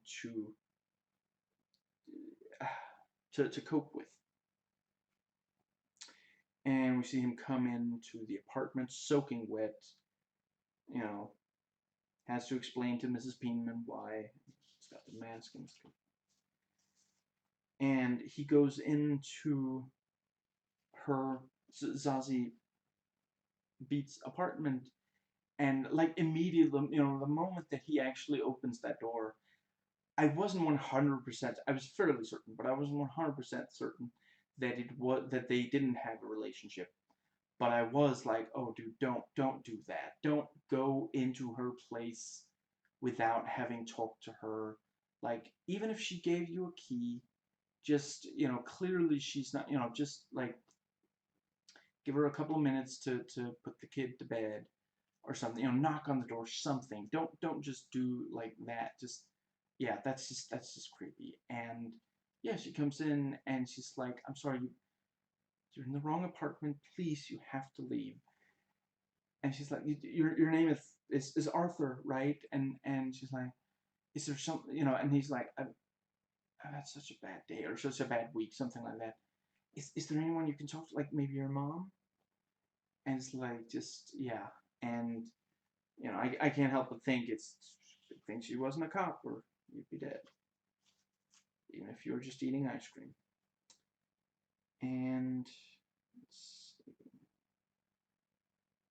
yeah, she barely. Yeah, he imagined that he was with Zazie Beetz, and she barely knows him at all. She knows what his first name is because they live in the same overall apartment building. That's not, that doesn't mean they have a close relationship at all. And yeah.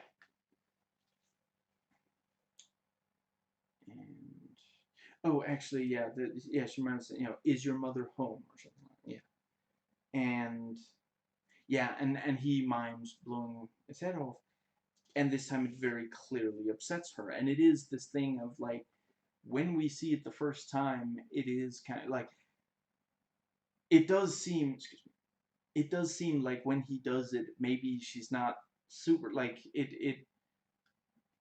I guess it doesn't make a 100% negative impression on her, but she's not like overjoyed either, but it's kind of an awkward first meeting, and then later they get a, their relationship builds more. But this time when he does it, part of him is hanging on to the lie.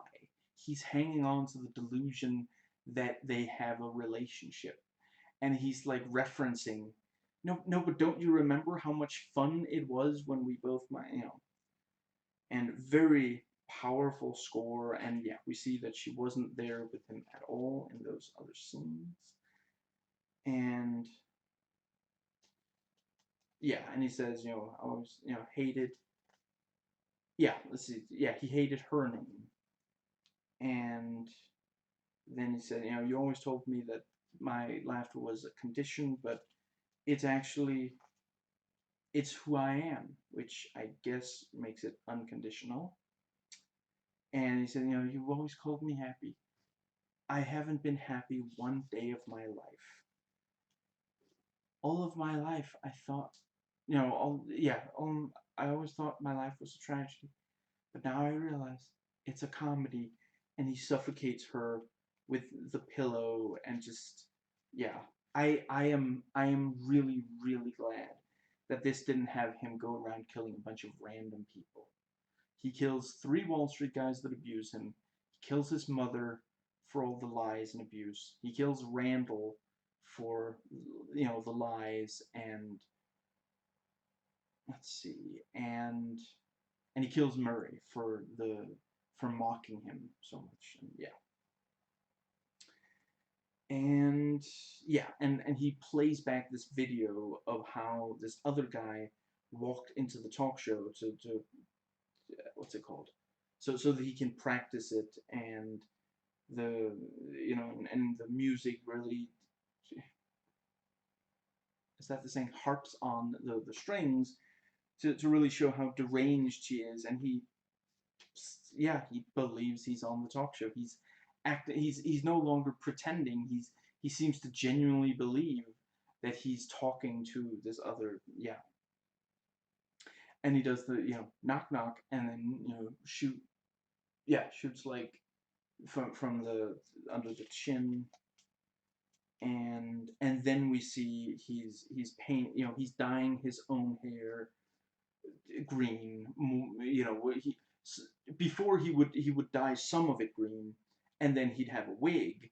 But this actually, I feel like he dyed some of his own hair, but now he's dyeing all of it, and he's painting his face completely white. And let's see, what's that say? And we, makes it clear he does have, yeah, and no mask this time, only makeup. And we see, yeah, that he does have his gun in his pocket, so he really is going to blow his brains out on live TV. And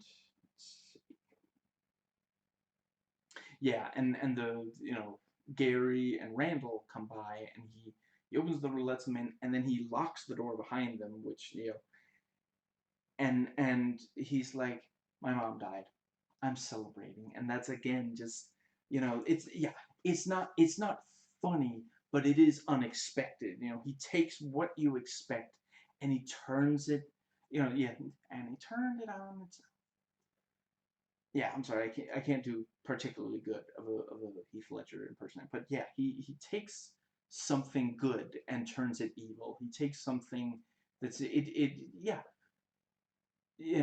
mother died, well, that's tragedy. But to the Joker, it's comedy, so he's celebrating.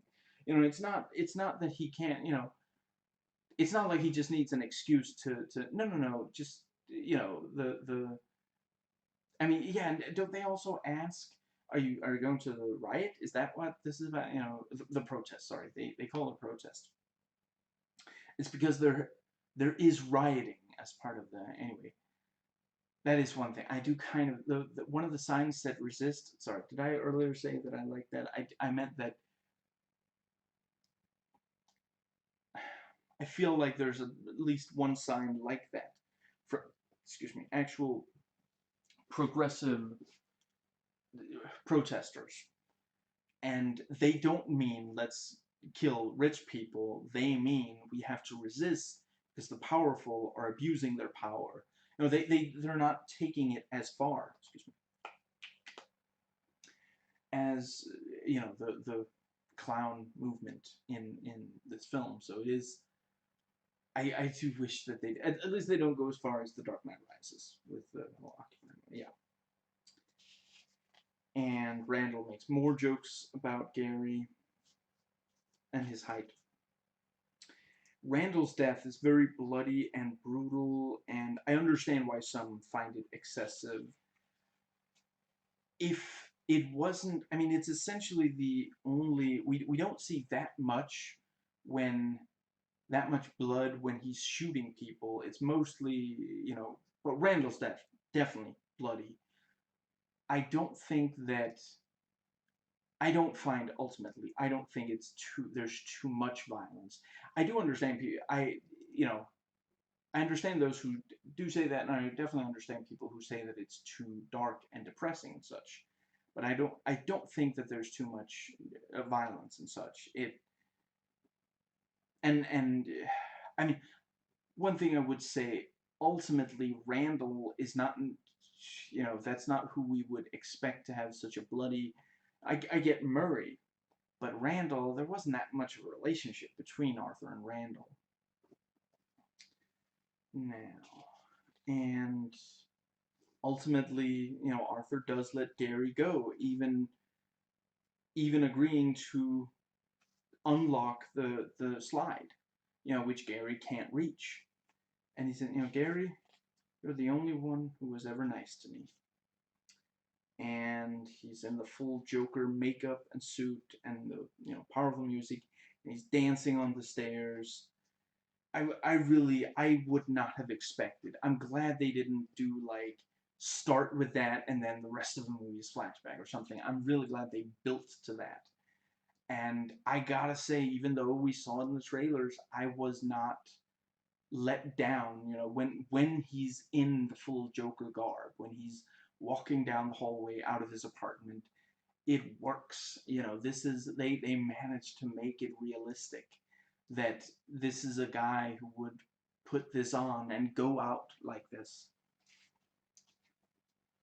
And he runs from the two cops, and he gets run over by the car.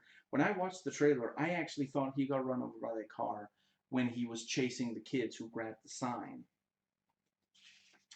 And he squeezes into the train, and there's a bunch of clowns in there, and the cop is like, masks off, signs down, so they can find Arthur.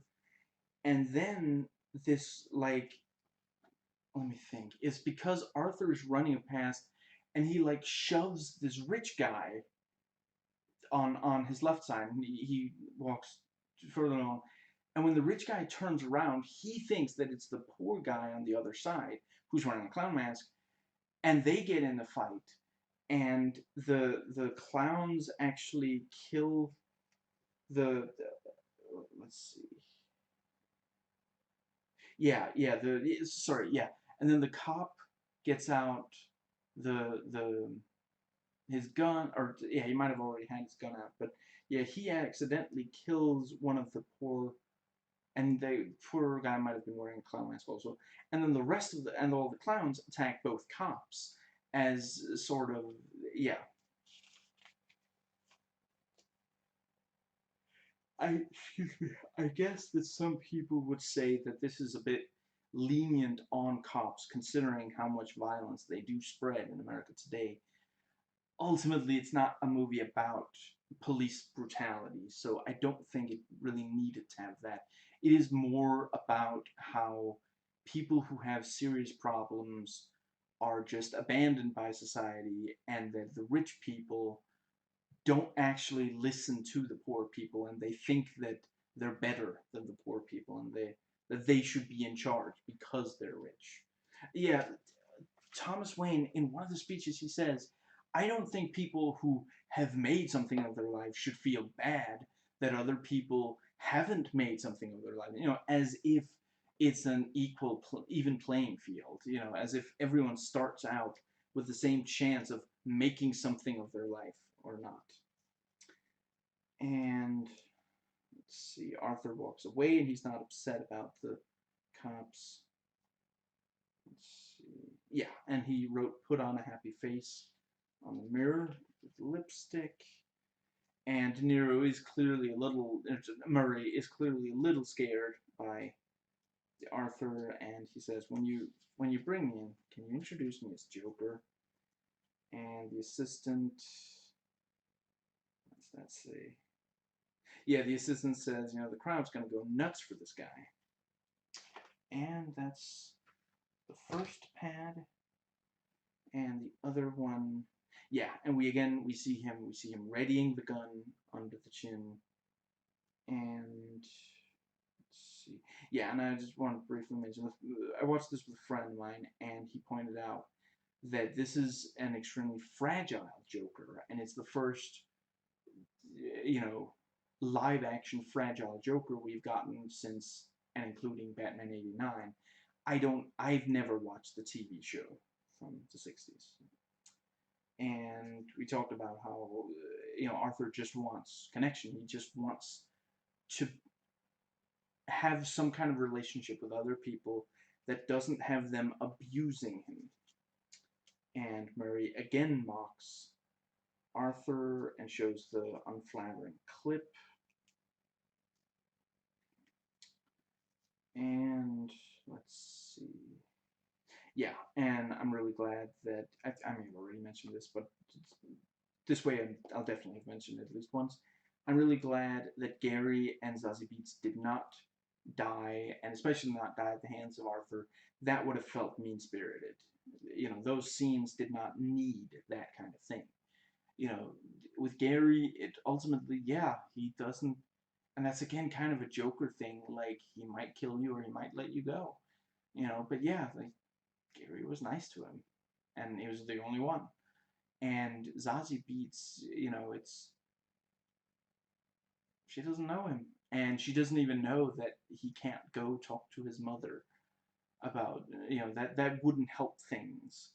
It's the she means well, clearly, and she doesn't, like, obviously part of the reason she doesn't, like, shout at him or something is that she's scared of what he'll do if she has a strong reaction. But she is actually, she does seem like she wants him to feel better, but what she says only makes him more upset, inadvertently. And that's the thing. If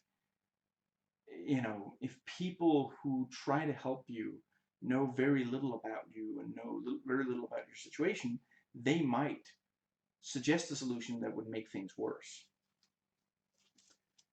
And I also, Arthur never mocked Gary's height, and I think he might be the only, didn't all the other clowns do so? Randall certainly did, and he did it several times.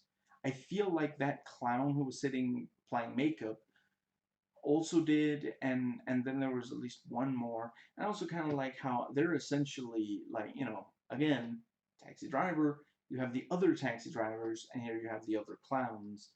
And yeah, I think it, in both movies, it works, that they do kind of have, you would think that they could get support, that they would feel less lonely and less, and yeah, less like no one understands them. But they don't. They don't really get anything out of it. Yeah. And yeah, and Murray says, we could all use a good laugh, and here's Joker. And yeah, when he said, could you introduce me as Joker? And then he also says, you're the one who called me Joker, remember? You said this Joker. And Murray's like, Gene, did I say that? And Gene's like, I mean, maybe, I'm not sure. And that's something that, when someone abuses, yeah, let's go. Yeah, I'm speaking in general, but I'm going to use the names Murray and Arthur. When Murray abuses Arthur, some of the things he says might stick with Arthur for years, decades, maybe a lifetime. And Murray might not even realize, he might completely forget that he even said that at all.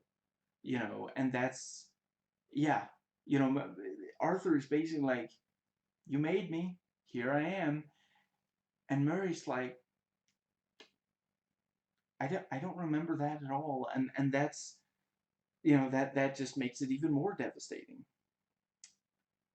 And yeah, and Murray was one of the only lights in Arthur's life, and he cannot handle being mocked by him. He can't lose Murray too. And when that happens, he feels like Murray is almost just as bad. Again, taxi driver, when Travis feels that Betsy is just as bad as all the other people, you know. And Arthur full on kisses the doctor, and let's see, what's that say?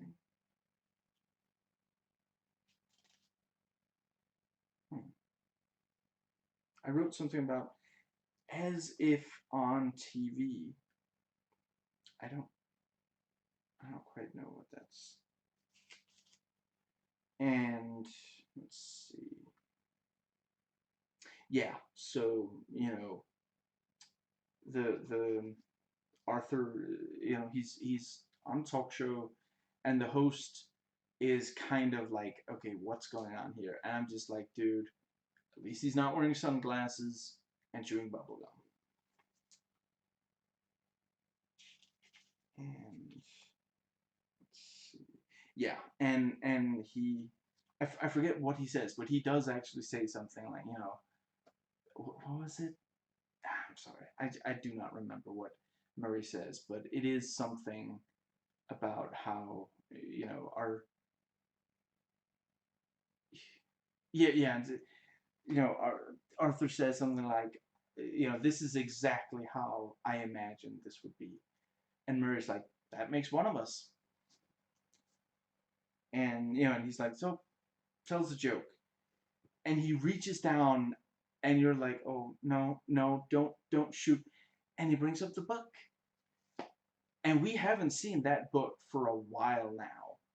I guess we haven't seen it since maybe the therapist scene, possibly. Oh, wait, sorry. Obviously, it was in the stand-up scene as well, when he performed stand-up. But that was a long time. That might be an hours of screen time since that, you know. But he writes jokes in it sometimes. So yeah, you know. And he's, you know, that's the thing. If, you know, some people who have depression, it means they can't get motivated. So he hasn't sat down and, you know, thumbed through it, found the jokes, and then written the joke. You know, if he starts on page 1 of 100, you know, it's going to take him a while to get to page 100. Every time he thinks of a joke, write it on page 100 instead, so that when you need the jokes, just open it on page 100. But I'm not saying that he did. You know, I'm saying he was too depressed and had so little motivation. You know, it's basically he just, when he thinks of something, he writes it down at the part of the journal that he reached at that point. You know, that's it.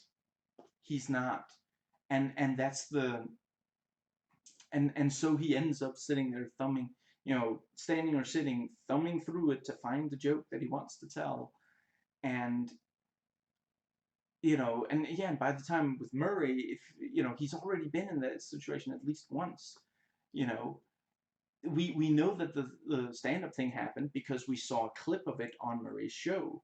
Zazie Beetz may not have been there, you know, and certainly he didn't leave with her. And maybe some of the applause was also in his mind, but certainly it was, he performed jokes, and they ended up on Murray's show, you know. So, but he still hasn't gotten to that, you know. And let's see. Yeah, and he almost says the I hope my death will make more sense than my life did, and instead tells, you know, the knock knock, the drunk drive kill joke. And yeah, and you know, they're like, come on, don't, that's not the kind of show we do. Don't, you know not to tell jokes like that on this show. And he says, you know, I'm sorry, it's been a rough couple of weeks since I killed those 3 Wall Street guys. And at first, you know, the let's see, yeah, I think at first Murray's like, why should we believe that you're the one who did, you know, just because you say we're supposed to believe it. And he's like, I've got nothing more to lose. And then, yeah, and then he said, you know, my life is a comedy, and that the 3 deaths are funny or something like that. And he says, you know, you believe that you get to decide what's right and what's wrong, what's funny and what isn't, but it's subjective. And let's see. Yeah, and he said, everybody's crazy, and I'm not as important as those three guys. And yeah, and Murray's like, let me tell you something. Not everyone is awful. You are, Murray. You just want to make fun of me. You know what? One more joke. And he shoots Murray on live TV and laughs, and he dances over to the camera, looks right in the lens, and starts to say, "That's life." And again, that's the Joker. He kills someone, and then he quotes their catchphrase that's about how, living. I mean, they could easily have had it be like, "Them's the bricks," or "I didn't see that coming," or something, where it didn't, but no, that's life, you know. And actually, yeah, you could also interpret it as him saying, "Well, I'll definitely spend the rest of my life in prison after doing this." That's a life sentence, but yeah. And we see that TVs are all talking about him, and it's incited riots, and Gotham is burning. And it is this thing. Excuse me. Yeah, like he that was what he wanted. He wanted people to notice him. And let's see, what does that say? It feels like I think I wrote over I wrote in the same place two different notes. Crap, I cannot tell what this is. Yeah, this, isn't it beautiful? And the car crashes. I really love the filming of that. That first you see it right next to Arthur, that the car crash, and then it cuts to outside, and the two clown masks, walk up and having hit the cop car, and they pull Arthur out of and carry his body over to the top of the hood, and we see Thomas and Martha mugged and shot by a clown. We even have the you know the detail that we've seen many times before of the pearl necklace. And let's see.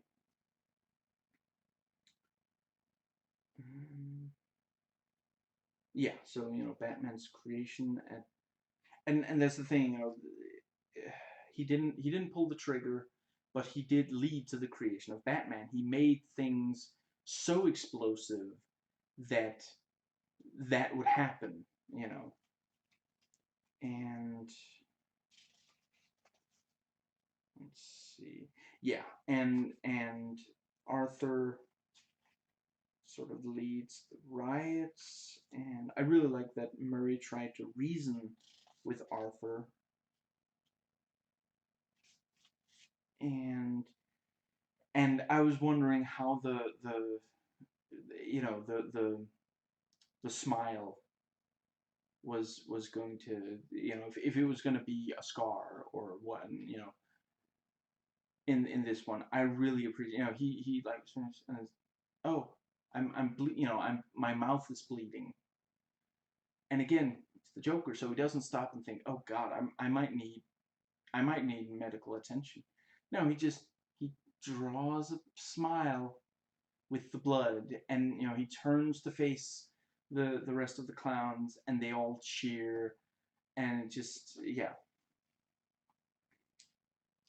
the crowd goes wild and fades to black, and we hear his laughter. And I thought that was going to be the very last thing we saw, but I do also like the next little bit.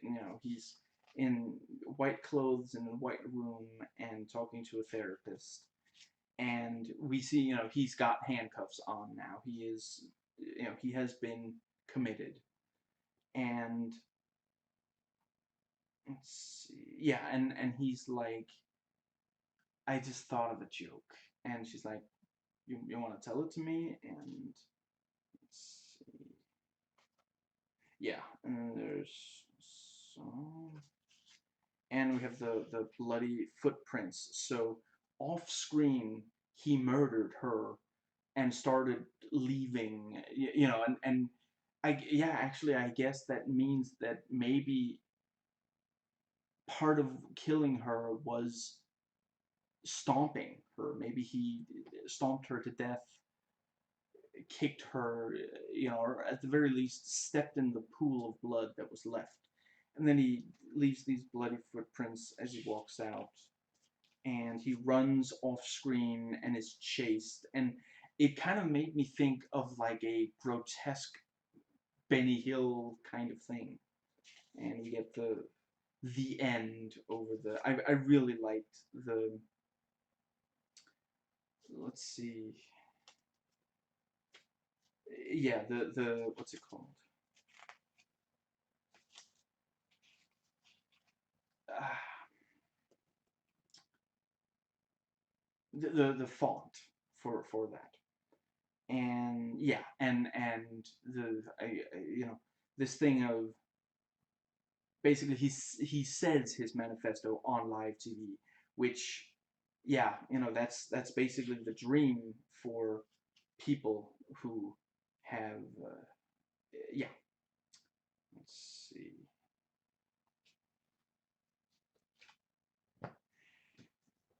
So that was actually, excuse me, all of those notes. So I'm gonna, I don't know, I guess I'm gonna maybe rush some, but I'm gonna try to get at least some of the next.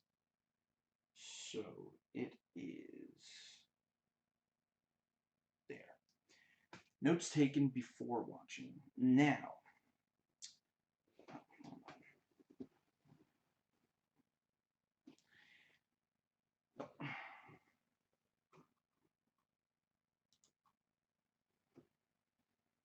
now, Suicide Squad was the first live-action film featuring the Joker, where he didn't take charge of the film, and as of course he does.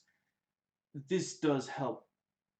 This goes a long way in helping make up for that choice in Suicide Squad. It was still the wrong choice in that movie, but and yeah, this is the first live-action film since the since and including '89 Batman with the Joker has no physical injury. You know, the smile, in part comes from some physical injury, but it's not quite so. It's not quite as visible of a physical injury, you might say. You know, Leto's Joker didn't have scars, but his teeth had been knocked out by Batman, hence the grills. No, seriously, look it up.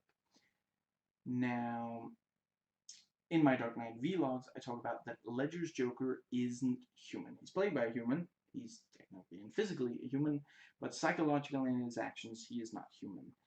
And in this film, you know, he starts out human, and we definitely we have a lot of sympathy and empathy for him early on, but he does cease to be human later in the film, and again, yeah, that's important for the Joker. You really can't have the Joker quite be. Yeah, it wouldn't be the Joker. I guess it would be really old classic Joker maybe, but I don't think that's what anybody wants today. I'm honestly not really personally familiar with anything director Todd Phillips has done since directing and licking the toes of Amy Smart and Road Trip. I've only watched reviews of his work since then. Now, in preparation for this review, I rewatched U-Turn, since that also has Joaquin Phoenix, and that movie's freaking amazing. Taxi Driver, since some have rightly compared this movie to that, and that movie's also incredible. And and in that movie, Travis is intentionally, although he probably wouldn't admit it, continuing to expose himself to things that clearly upset him greatly. He continues to be a New York City cab driver at night, even though that's where he sees all the people that he despises. You know, he doesn't move, he doesn't change to driving during the day. He doesn't change jobs. He saves up a lot of money. He doesn't spend that trying to get out of this bad situation. I do not consider this a weakness of the film. it's part of his character. Now, I was wondering if Arthur in this movie does something similar. He continues to expose himself to bad. I mean, I guess not really. He tries. No, in this, everything he does is trying to help other people and or get himself out of the bad situation he's in. He never really does something that's just clearly this is definitely not going to go well kind of thing. Again, except later in the movie where he is embracing that. I mean, yeah, he feels like, no, this is who I am. This is me. And Travis also seems incapable of breaking out of his loneliness no matter what he tries. And that is definitely true of Arthur as well. And again, I don't think it's a problem for this movie to not be like Taxi Driver in that other regard. I think it works for both movies the way it is. And I mean, I think this movie, more than Taxi Driver, this movie is about that this is kind of something that happens to, like, I feel like this movie is more about that society really doesn't take care of certain things, where Taxi Driver is maybe more a movie about how much it hurts some people, that there are parts of society that are very ugly. But, that movie, Palantine and the campaign office that Betsy and Tom, or is it Bob, work in. I mean, that place is sunshine, lollipops, rainbows. It's super cheery and happy, and they're so, yeah. There's nothing that cheer. There's nothing remotely like that in this movie. Everything in this movie is dark. There are degrees of how dark it is.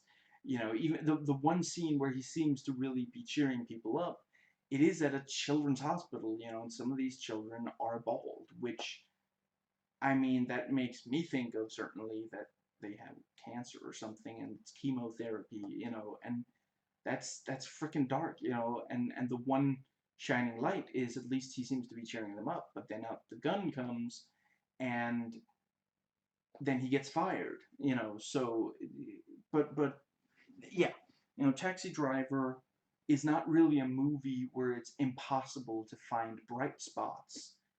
It's more that Travis keeps subjecting himself to the dark spots, and yeah, so they are different movies about different environments, and yeah, again, I really feel like it changes enough, and it doesn't misunderstand what the original was about.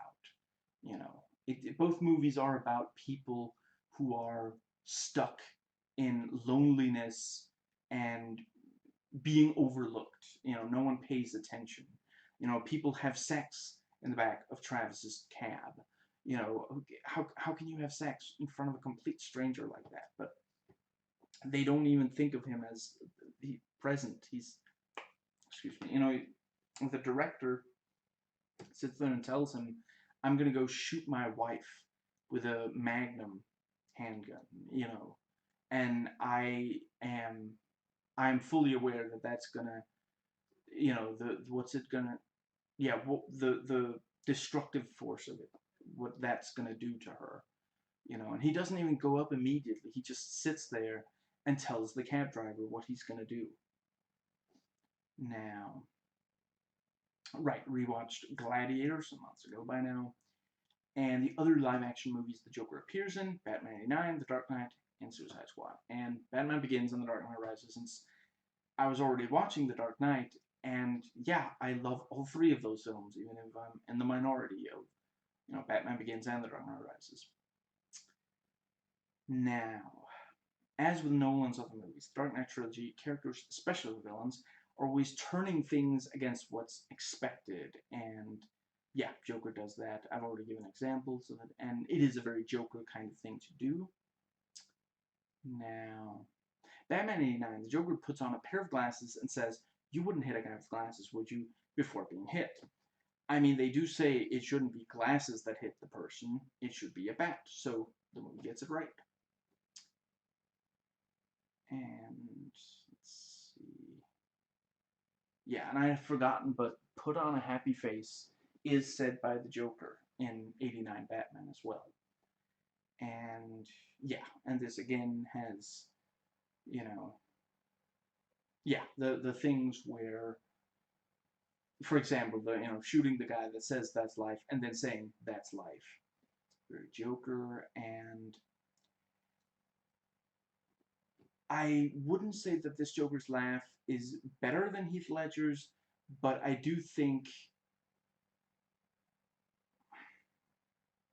it comes very close and maybe matches it, but it's going to be extremely hard to top it, and I don't think this was really trying to top it. I'm really glad this went in such a different direction. It would have been a bad idea to try to just do the same thing. This is a very different Joker than we've seen before, and very different from Heath Ledger, and yeah, I really hope no one tries to do Heath Ledger's Joker again anytime soon.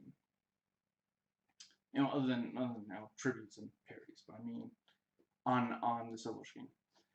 Now, 89 Batman does get a lot right about Batman the Joker, and yeah, and the DCEU movies, the normal Batman or his Rogues Gallery try to redo things from Nolan's Dark Knight trilogy, and it does not do them well. And I was wondering if this movie is going to do that. Like I said, the thing with shooting, shooting the guy who's a bad dancer is somewhat similar to shooting the bus driver. And let's see, there's probably, I feel like there's at least one other thing, I just can't put my finger on it right now. I don't think this did them poorly, and it didn't feel like they were just obsessed with trying to outdo, no, the shooting the bad dancer is, I mean, ultimately, the thing with shooting the bus driver like that is also something that the Joker would do. It's, you can only do so much Joker, excuse me, without, yeah, without doing something that one of the others did, and yeah. Now, let's see.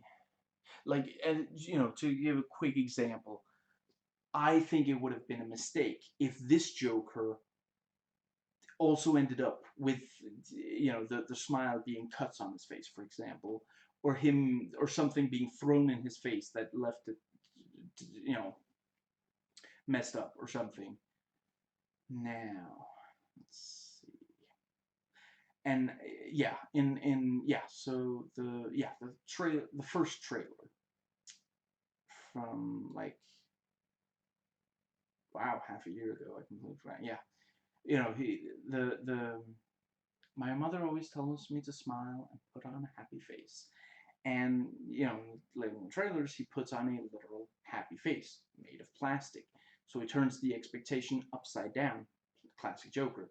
Put on a happy face means cheer up, don't be sad, find a way to be happy.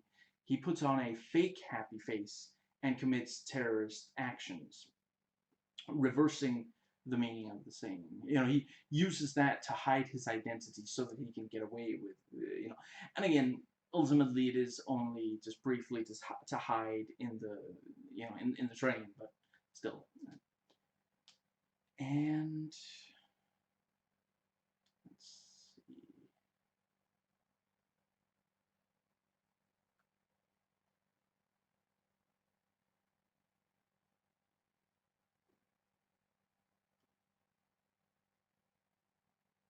Yeah, I noted from the trailer that Phoenix has a pretty good Creeper Joker laugh. And yeah, and when he forces the grotesque smile, it looks somewhat similar to 89 Batman, certain comic versions, classic Joker, with the, yeah. And cackling maniacally.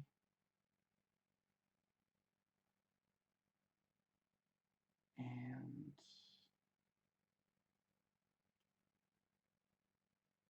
Yeah, I used to think my life was a tragedy. Now I realize it's a comedy. Again, classic Joker, turning things on their head, using comedy to deal with the horror.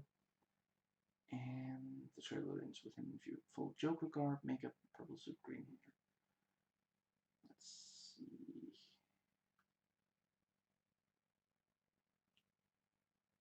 Huh. Yeah, I wrote the thing about redoing something from Dark Knight trilogy. I wrote that more than once in the notes, but at least I remembered, so I don't say it more than once. I just say that I could have said it more than once. Now, in The Killing Joke, the Joker is young and has trouble with his career. I'm not going to spoil that entire story, by the way. Yeah, has trouble with his career as a comedian. Now, trailer 1 seems like this is going for that, but he's middle-aged. Having trouble with your career sucks regardless. But if you're middle-aged and you're still having big problems getting work, that can really grind you down. It feels like by this point you really should have that dealt with. And some people blame themselves for that kind of thing, become self-destructive. Some people blame others for that kind of thing, can become violent towards others, feeling like it's simply revenge rather than random violence. And I could see this movie doing both of those. And that I really like that twist on it, because it is like, ultimately this is also, hypothetically, again, I'm almost certain this Joker's not gonna appear in a Batman. If Batman is like 10 years old in this, it's got to be at least 15 years before he becomes Batman. So, yeah, I mean, by then, this Joker would be in a retirement home if he wasn't stuck in Arkham, you know. This is not supposed to be a Joker that ends up fighting Batman, and I really hope, it would have felt so out of place if there had been a vigilante at any point in this movie. You know, if the, yeah. Now, Joker trailer 2 from, what's, a month ago or something. And let's see.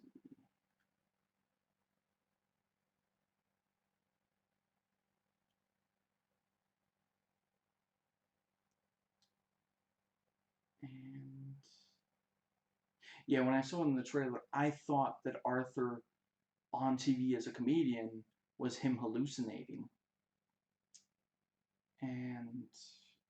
And in the trailer, you know, Murray makes fun of Arthur, and Arthur isn't really funny by himself. You know, he says, you know, no one's laughing now.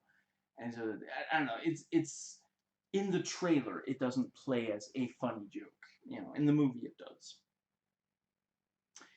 And someone holds up a sign that says, "We are all clowns," which maybe both means that nothing others do makes sense, and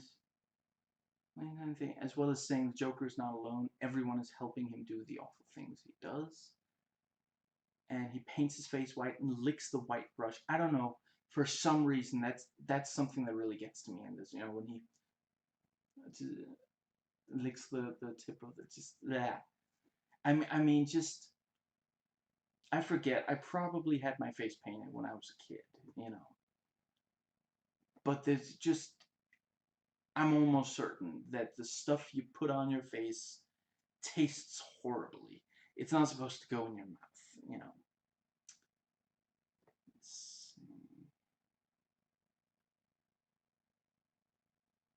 And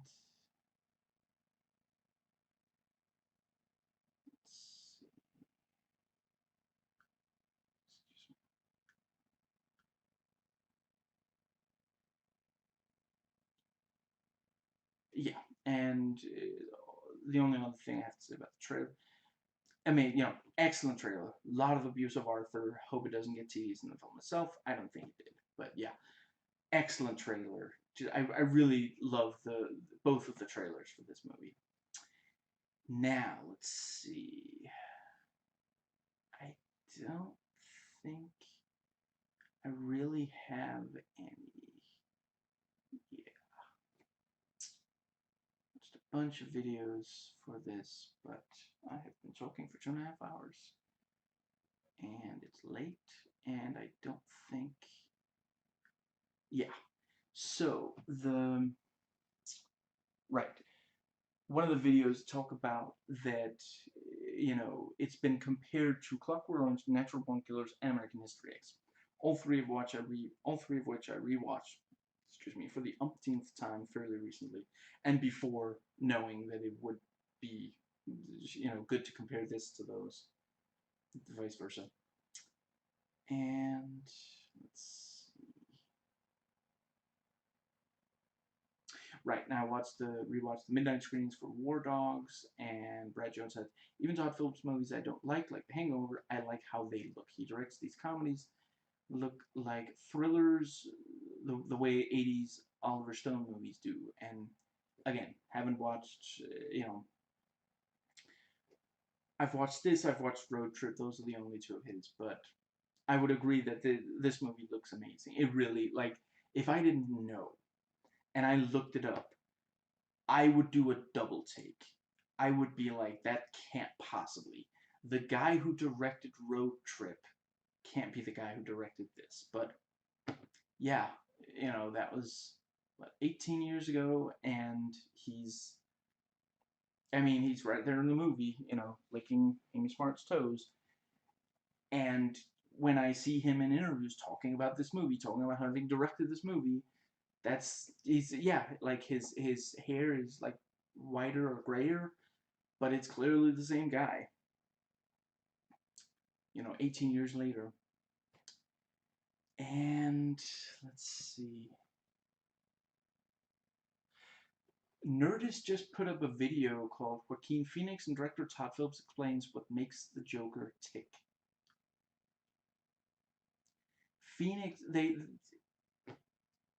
Dan Casey asks Phoenix, do you have like a go-to joke? I think he asks of Todd Phillips as well, and he doesn't really, he's like, no, wait a minute. Oh, no. Phoenix, he keeps almost starting and then stopping, and ends up just giving up. I don't know if that's like a meta kind of like a reference to the scene with Murray, where he's like flipping through, the journal to find the joke he wants to tell. But that's not real. No, Joaquin Phoenix doesn't really do meta stuff like that, does he? It's more that he's not that good at handling the spotlight. He loves acting, but he doesn't love having these big press. And Dan's reaction, Dan Casey might have watched the movie by that point already, so he might have been channeling Murray. Yeah, channeling Robert De Niro can sometimes be a really good and sometimes be a really bad thing. Now, let's see. Moving on. We are on page 5 of 77. So this might take a while, but hopefully I'm going to try to only go into the... Let's see. Right, yeah, there's this video about comparing Pennywise and the Joker. I can't help but notice they completely skipped Jared Leto's Joker. They didn't even reference him, use any footage from Suicide Squad or anything. Even when they talk about Harley Quinn and her conflict with Joker, they just use footage from what I guess is a teaser for Birds of Prey. And then after that came out, the new trailer for Birds of Prey came out, but that didn't have the clip that they used there, so I don't know. I'm not subscribed to every channel that puts up trailers and such, so anyway. And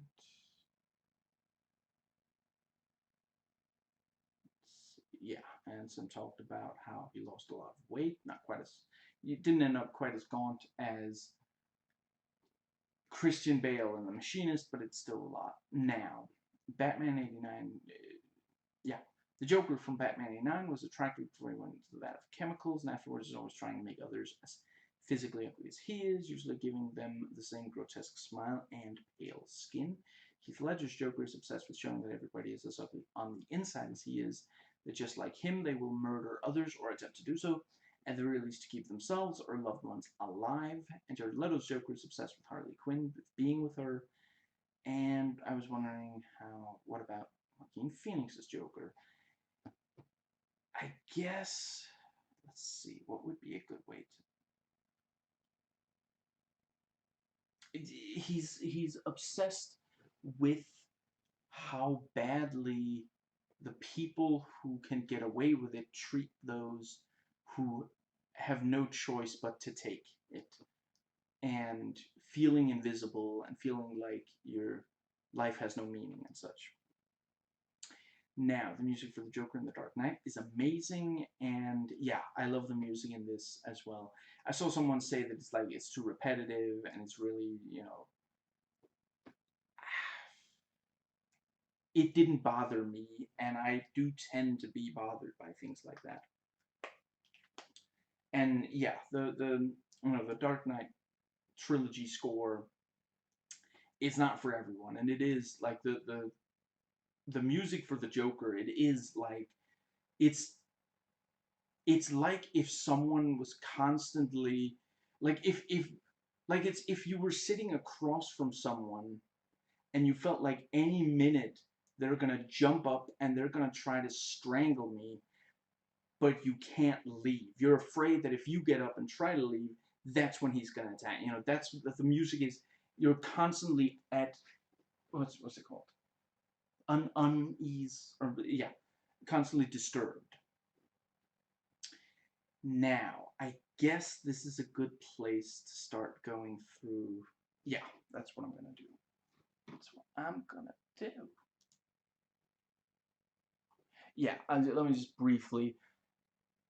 When I checked hours ago, the tomato meter was at 78%, with, let's see, total count of 158 reviews and 124 of them fresh. So, yeah.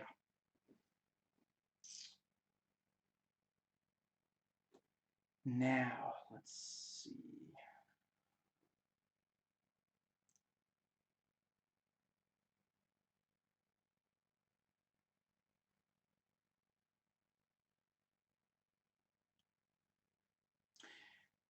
Brilliant. Joker goes too far, but intentionally so. For all the talk of inciting violence, it's shocking that nobody is talking about the film's other important messages.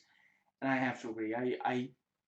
I understand the inciting violence thing, but I do think that the other messages are also extremely important to talk about. And I've attempted to do so in this video. And let's see. Phillips has created a compelling character study with Phoenix's performance, something that would be talked about for a long time. And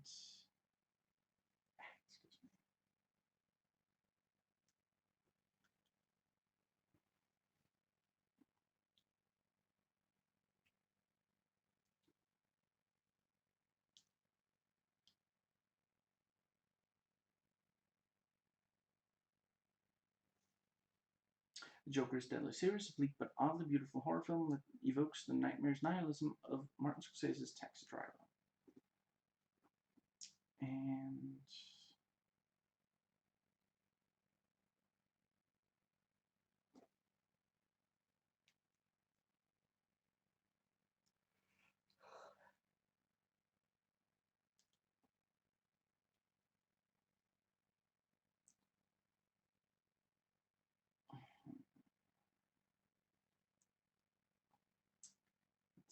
oh right, sorry. And these I'm going by Rotten Tomatoes reviews for now. I will get to Metacritic reviews as well. This is one Joker then can be serious. And excuse me.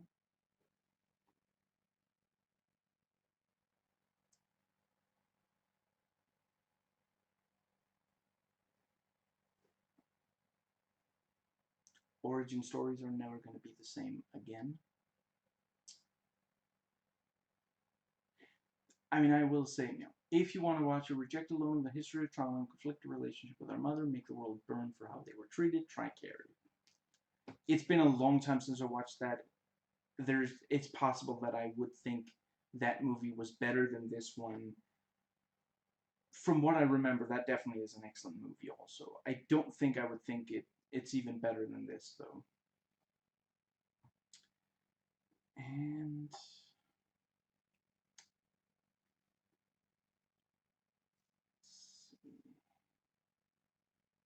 it's gorgeous to look at and splendidly acted, but works much better as a singular character study than as a broader socio-political drama. Maybe. And Joker is on the surface the origin of a supervillain, but more subtly an exploration of empathy and the personal impact of a society devoid of it. Excuse me. And yeah, this guy says it's less than the sum of its parts. I don't completely agree, but yeah.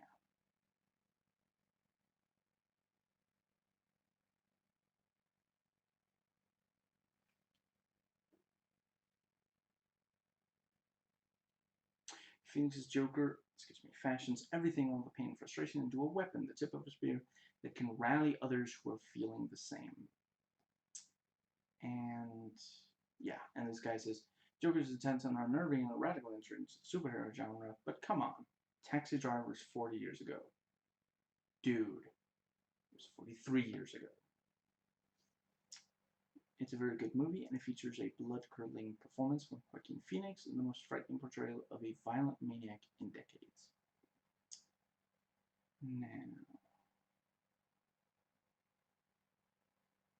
Now, this one guy says it's a subpar remake of Taxi Driver. I mean, I can understand people who think that it's too similar. I just disagree with them.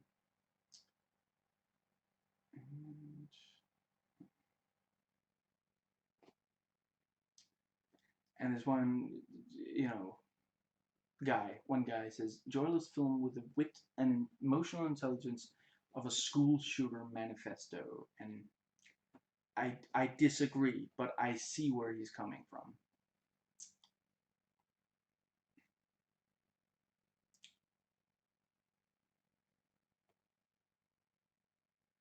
The less I think about Joker as a comic book movie, the more I like it. Joaquin Phoenix is brilliant, grim, gritty, harsh, and disturbing. And that is, yeah.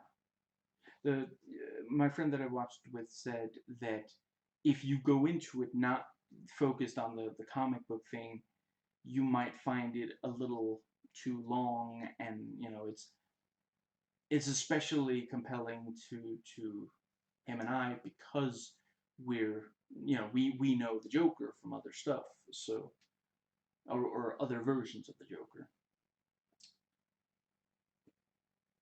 Joker desperately searches for something to make it distinctive, and it doesn't succeed. I mean, I don't watch that many new movies, so it's possible that the best stuff in this has been done before. I just don't think it's been done before in comic book movies.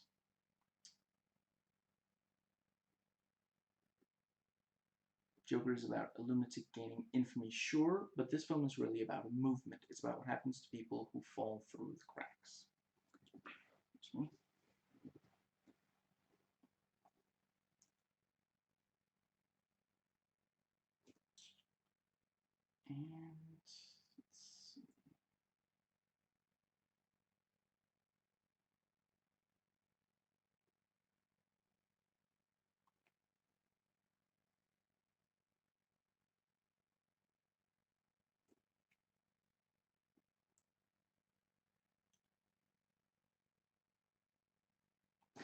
and this review I also think is interesting. She says, this movie is indeed terrifying, but that's because it's horrifically, unintentionally insightful of how such men are viewed, both from without and within.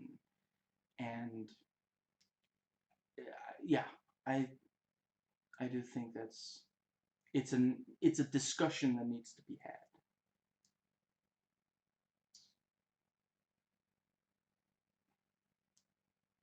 I can understand people who think that it is that movies like this need to be more critical.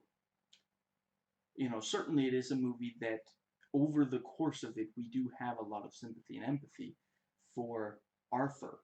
So yeah, the fact that he ends up doing something horrible, the intended effect is, of course, that we sit back horrified at what he's done, what he's become, but also realizing, well, it's because people treated him so badly.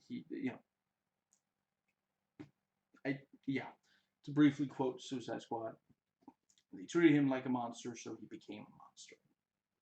And yeah, it's not saying that the things he does are good. It's not saying that he still has our sympathy and empathy by the end. But some people are going to watch it and see themselves in Arthur early on and take inspiration from what happens later. And that's where I think that's very likely. And hopefully those people are prevented from doing anything. It doesn't get past the planning stage. But it is important to discuss whether the movie is irresponsible for not having a more distinct kind of condemnation of Arthur and what he does. It's tragic, but it is, yeah. I think I have both an irresponsible use of disability and mental illness and a capsule for our current culture. The art surrounding the filmmaking itself is inescapable, so it's the brilliance of Joaquin Phoenix. And I do, yeah, disability and mental illness, it is still really disturbing that it's okay to show things like, yeah, that it's okay to use that for this kind of thing, that we still haven't gotten past. This has literally been done since the birth of cinema. Some of the very first horror movies use mental illness, it's scary now. And this is, Phoenix has never been better and scary. And let's see.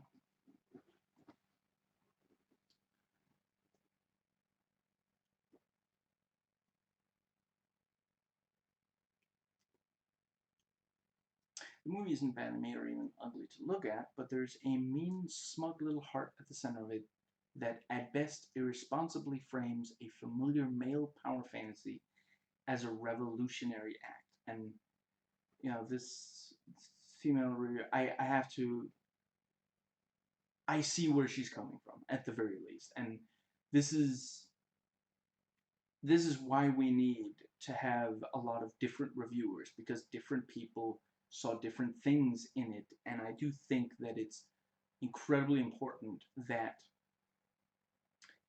we, yeah, it's something that the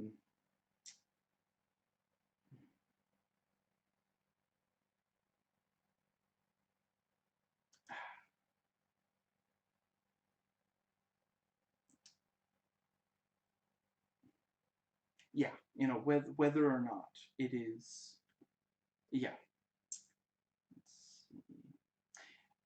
As Hannah Arendt saw banality in the supposed evil of the Nazi of Eichmann, I see in Joker an attempt to elevate nerdy revenge to the plane of myth. That's scary on a lot of different levels. And let's see.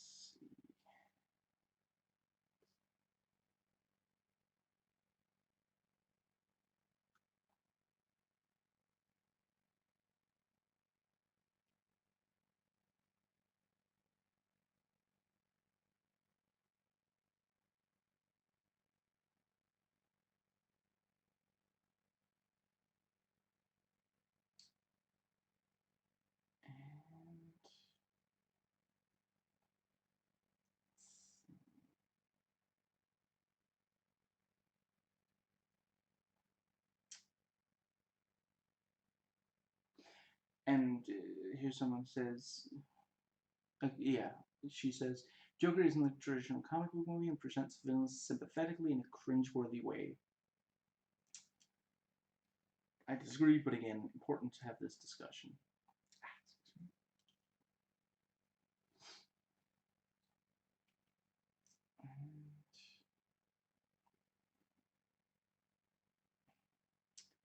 predictable brand of cold-hearted cynicism.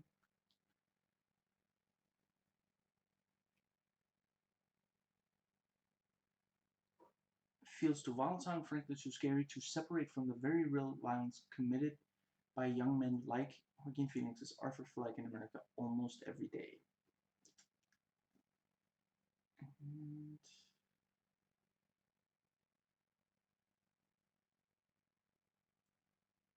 And it stumbles when it tries to be a civics lesson.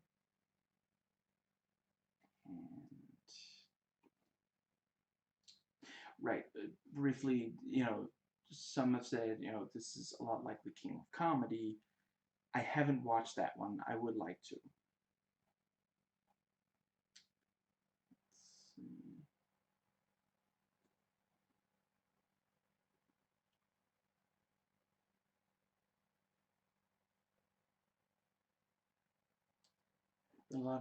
There are a lot more details that comic book fans will pick up on, but ultimately what struck me the most about Joker is that it's an ode to and requiem for the little people.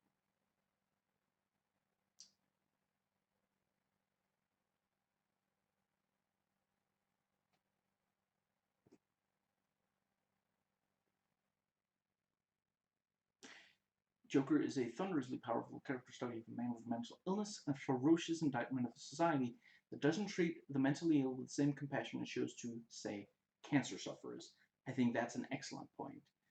And yeah, I'm really glad that he brought in this example, because if not, there would be a lot of people say, well, there are a lot of people who are treated without compassion, but and neither he nor I, obviously, neither he nor I are saying that cancer sufferers don't deserve compassion, but it's not either or. Both could be treated with compassion, and again, it is, big problem is the fact that movies and TV shows abuse the mental, abuse mental illness to scare people. There are a lot of horror movie monsters where, yeah, it's essentially that, sorry, horror movie monsters, antagonists in horror movies. Yeah, just try to think of how many horror movies, you can come up with where the person that you're supposed to be scared of has one or more mental illnesses. Seriously, it's, yeah. I really do hope at some point that it becomes completely unacceptable. There are things that are completely unacceptable to show in movies now, and I really do hope mental illness joins that. Yeah. And if this movie, I would have a huge problem with this movie if it didn't have so much empathy for the mentally ill. And some would say too much empathy, or empathy past the point where we should. Now, if this was as, I have a huge problem with Rambo 5, Rambo Last Blood, because of how it depicts Latinos. And I would have a huge problem with this if it was equally irresponsible and, negative in how it depicted the mentally ill. The film begins in a pretty dark place and only gets more and more miserable as it goes on, with no relief in sight. Yeah, and this, yeah, she gave a 2 out of 5, so a negative review. Honestly, reading that could have been a positive review too. That's kind of the point of the movie, and ultimately, it's whether you think that's a good idea, and and whether you think it gets there. I would definitely say it aims for that and gets there, and yeah, I guess I shouldn't talk about whether I think it's a good idea or not. Excuse me. Phoenix and Phillips together have crafted something extraordinarily special. An exhilarating character study on the parameters of loneliness with a chilling assessment of the choking and deliberating effects of a morbid society. Creates its own world of dank, hopeless urban alienation and tells its own tale of class-based chaos and its newfound champion. Like the best of the new Hollywood classics it references, this is a film that exhilarates and unsettles while having something to say about today. And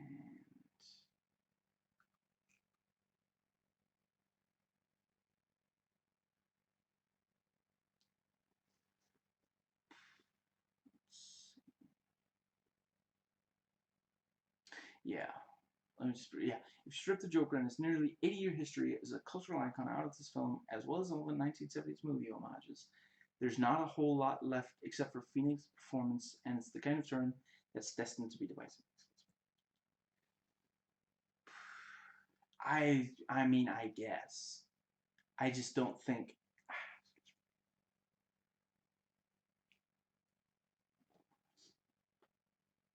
I I don't really think that that's a compelling argument for it not being that good of a movie. But I'm not sure. It doesn't say what score he gave it. I don't know if this is, fresh or rotten review.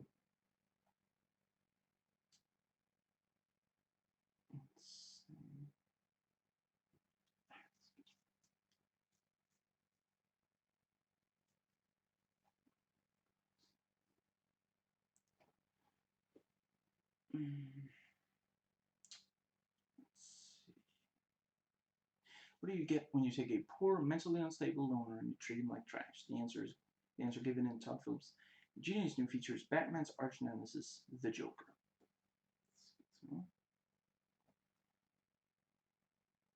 Joker succeeds thanks to the talents of Phoenix, who crafts a layered terror-inducing antagonist, and earns his rightful place along Heath Ledger and Jack Nicholson in the pantheon of all-time great Jokers. Nobody who sees this new film will ever need any other version. That's maybe going a little far. Sorry if I'm stumbling over some of these. I'm trying to get through it fast because I do want to get through these, but I also do have to stop relatively soon. Phillips may want us to think he's giving his movie all about the emptiness of our culture, but really he's just offering a prime example of it. And again, I understand where she's coming from. Social commentary, Joker's pernicious garbage, feeble posturing, asinine pop psychology, and political analysis. Charged with all the cynicism of mild college teen dropout and fake Oakleys at home customized Linkin Park tea. Excuse me.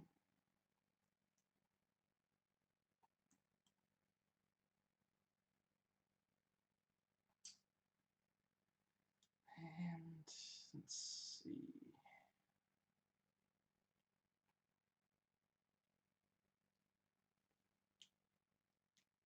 Right, and here we go with the Metacritic Pro reviews. When I checked hours ago, there were no Rotten Tomatoes user reviews. And excuse me.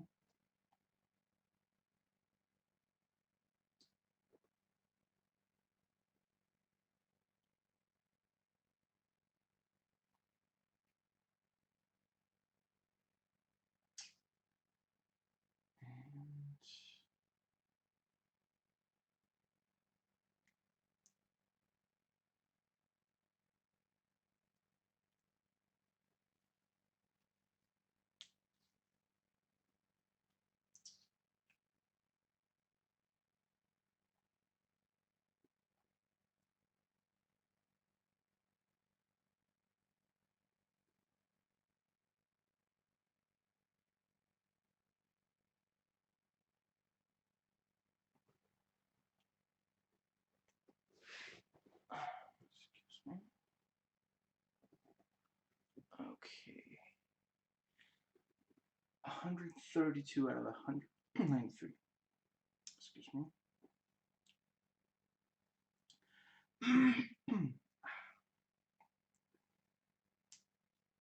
Okay, let's see. And, right, so this is IMDb trivia. There also were not any Metacritic user reviews when I checked hours ago. Excuse me.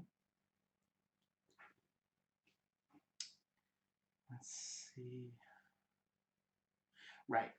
Phoenix could have played Doctor Strange or Hulk from the first Avengers movie and onwards, but he didn't want to sign on to multi-picture deals.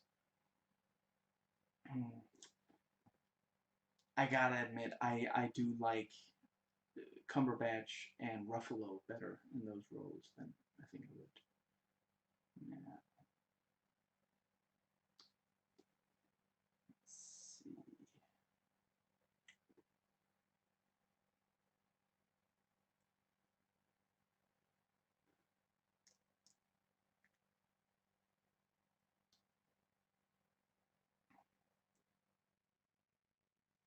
The first theatrical DC Comics film to be rated R since Watchmen, released 10 years earlier. Viggo Mortensen turned down the role as Thomas Wayne. I think he would have been good in it. I think Brett Cullen did a great job. I don't really want that role to be played by anybody else. Excuse me. And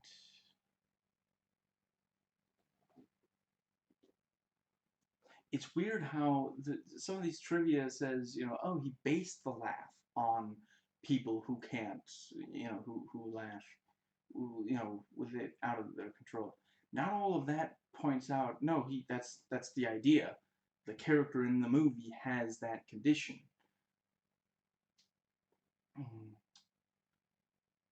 Usually when you read something, like years ago I read that Xena, Warrior Princess, Lucy Lawless based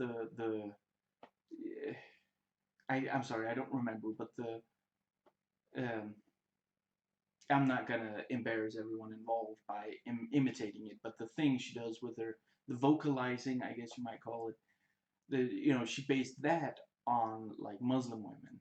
That's not because that character is Muslim, so it's weird that here they don't, I don't know, maybe the people who wrote these didn't realize that it actually was supposed to be, what's the word?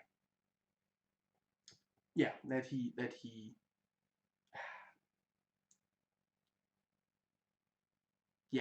has the condition. It's not, quote unquote, only based on people with the condition.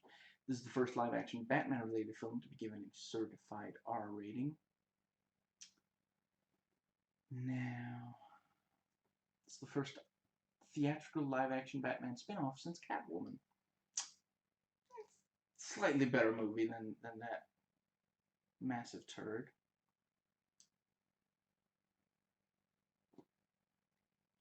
Okay, so we're up to 167 of 193. And let's see.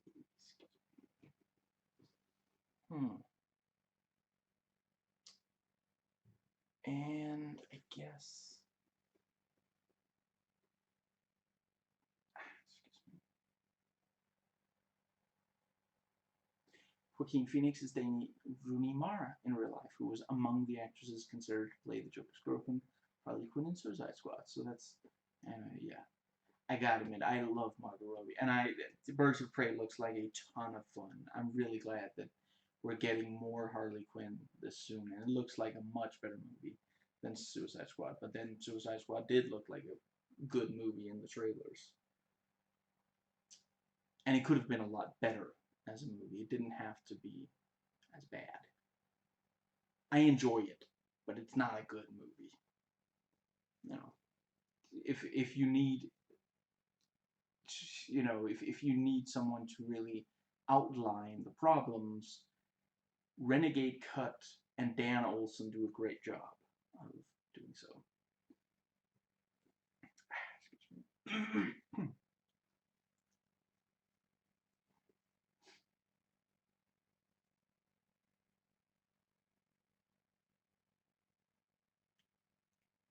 Director Todd Phillips had to convince the movie studio to keep the R rating for the movie and they became concerned about some of the footage they saw as being too violent. Excuse me. You know, recently, DSD can put up a review of The Guyver. Man, I'm glad that this movie didn't. I figured that for that movie, like, the people, like producers or something, were like, you know, these effects are going to be really scary and creepy. We got to make sure that it still has like some light stuff to it, and they just went way overboard. You know, it looks like a very dark movie when it comes to, you know, fights and, you know, other than, was it Jimmy Walker, you know, fights and effects and such, very very dark. And yeah, you know, producers were like, oh, no, we gotta have some more light stuff. And yeah, but apparently he said that, you know, the sequel gets the tone much better, so, you know, I look forward to his review of that. Now,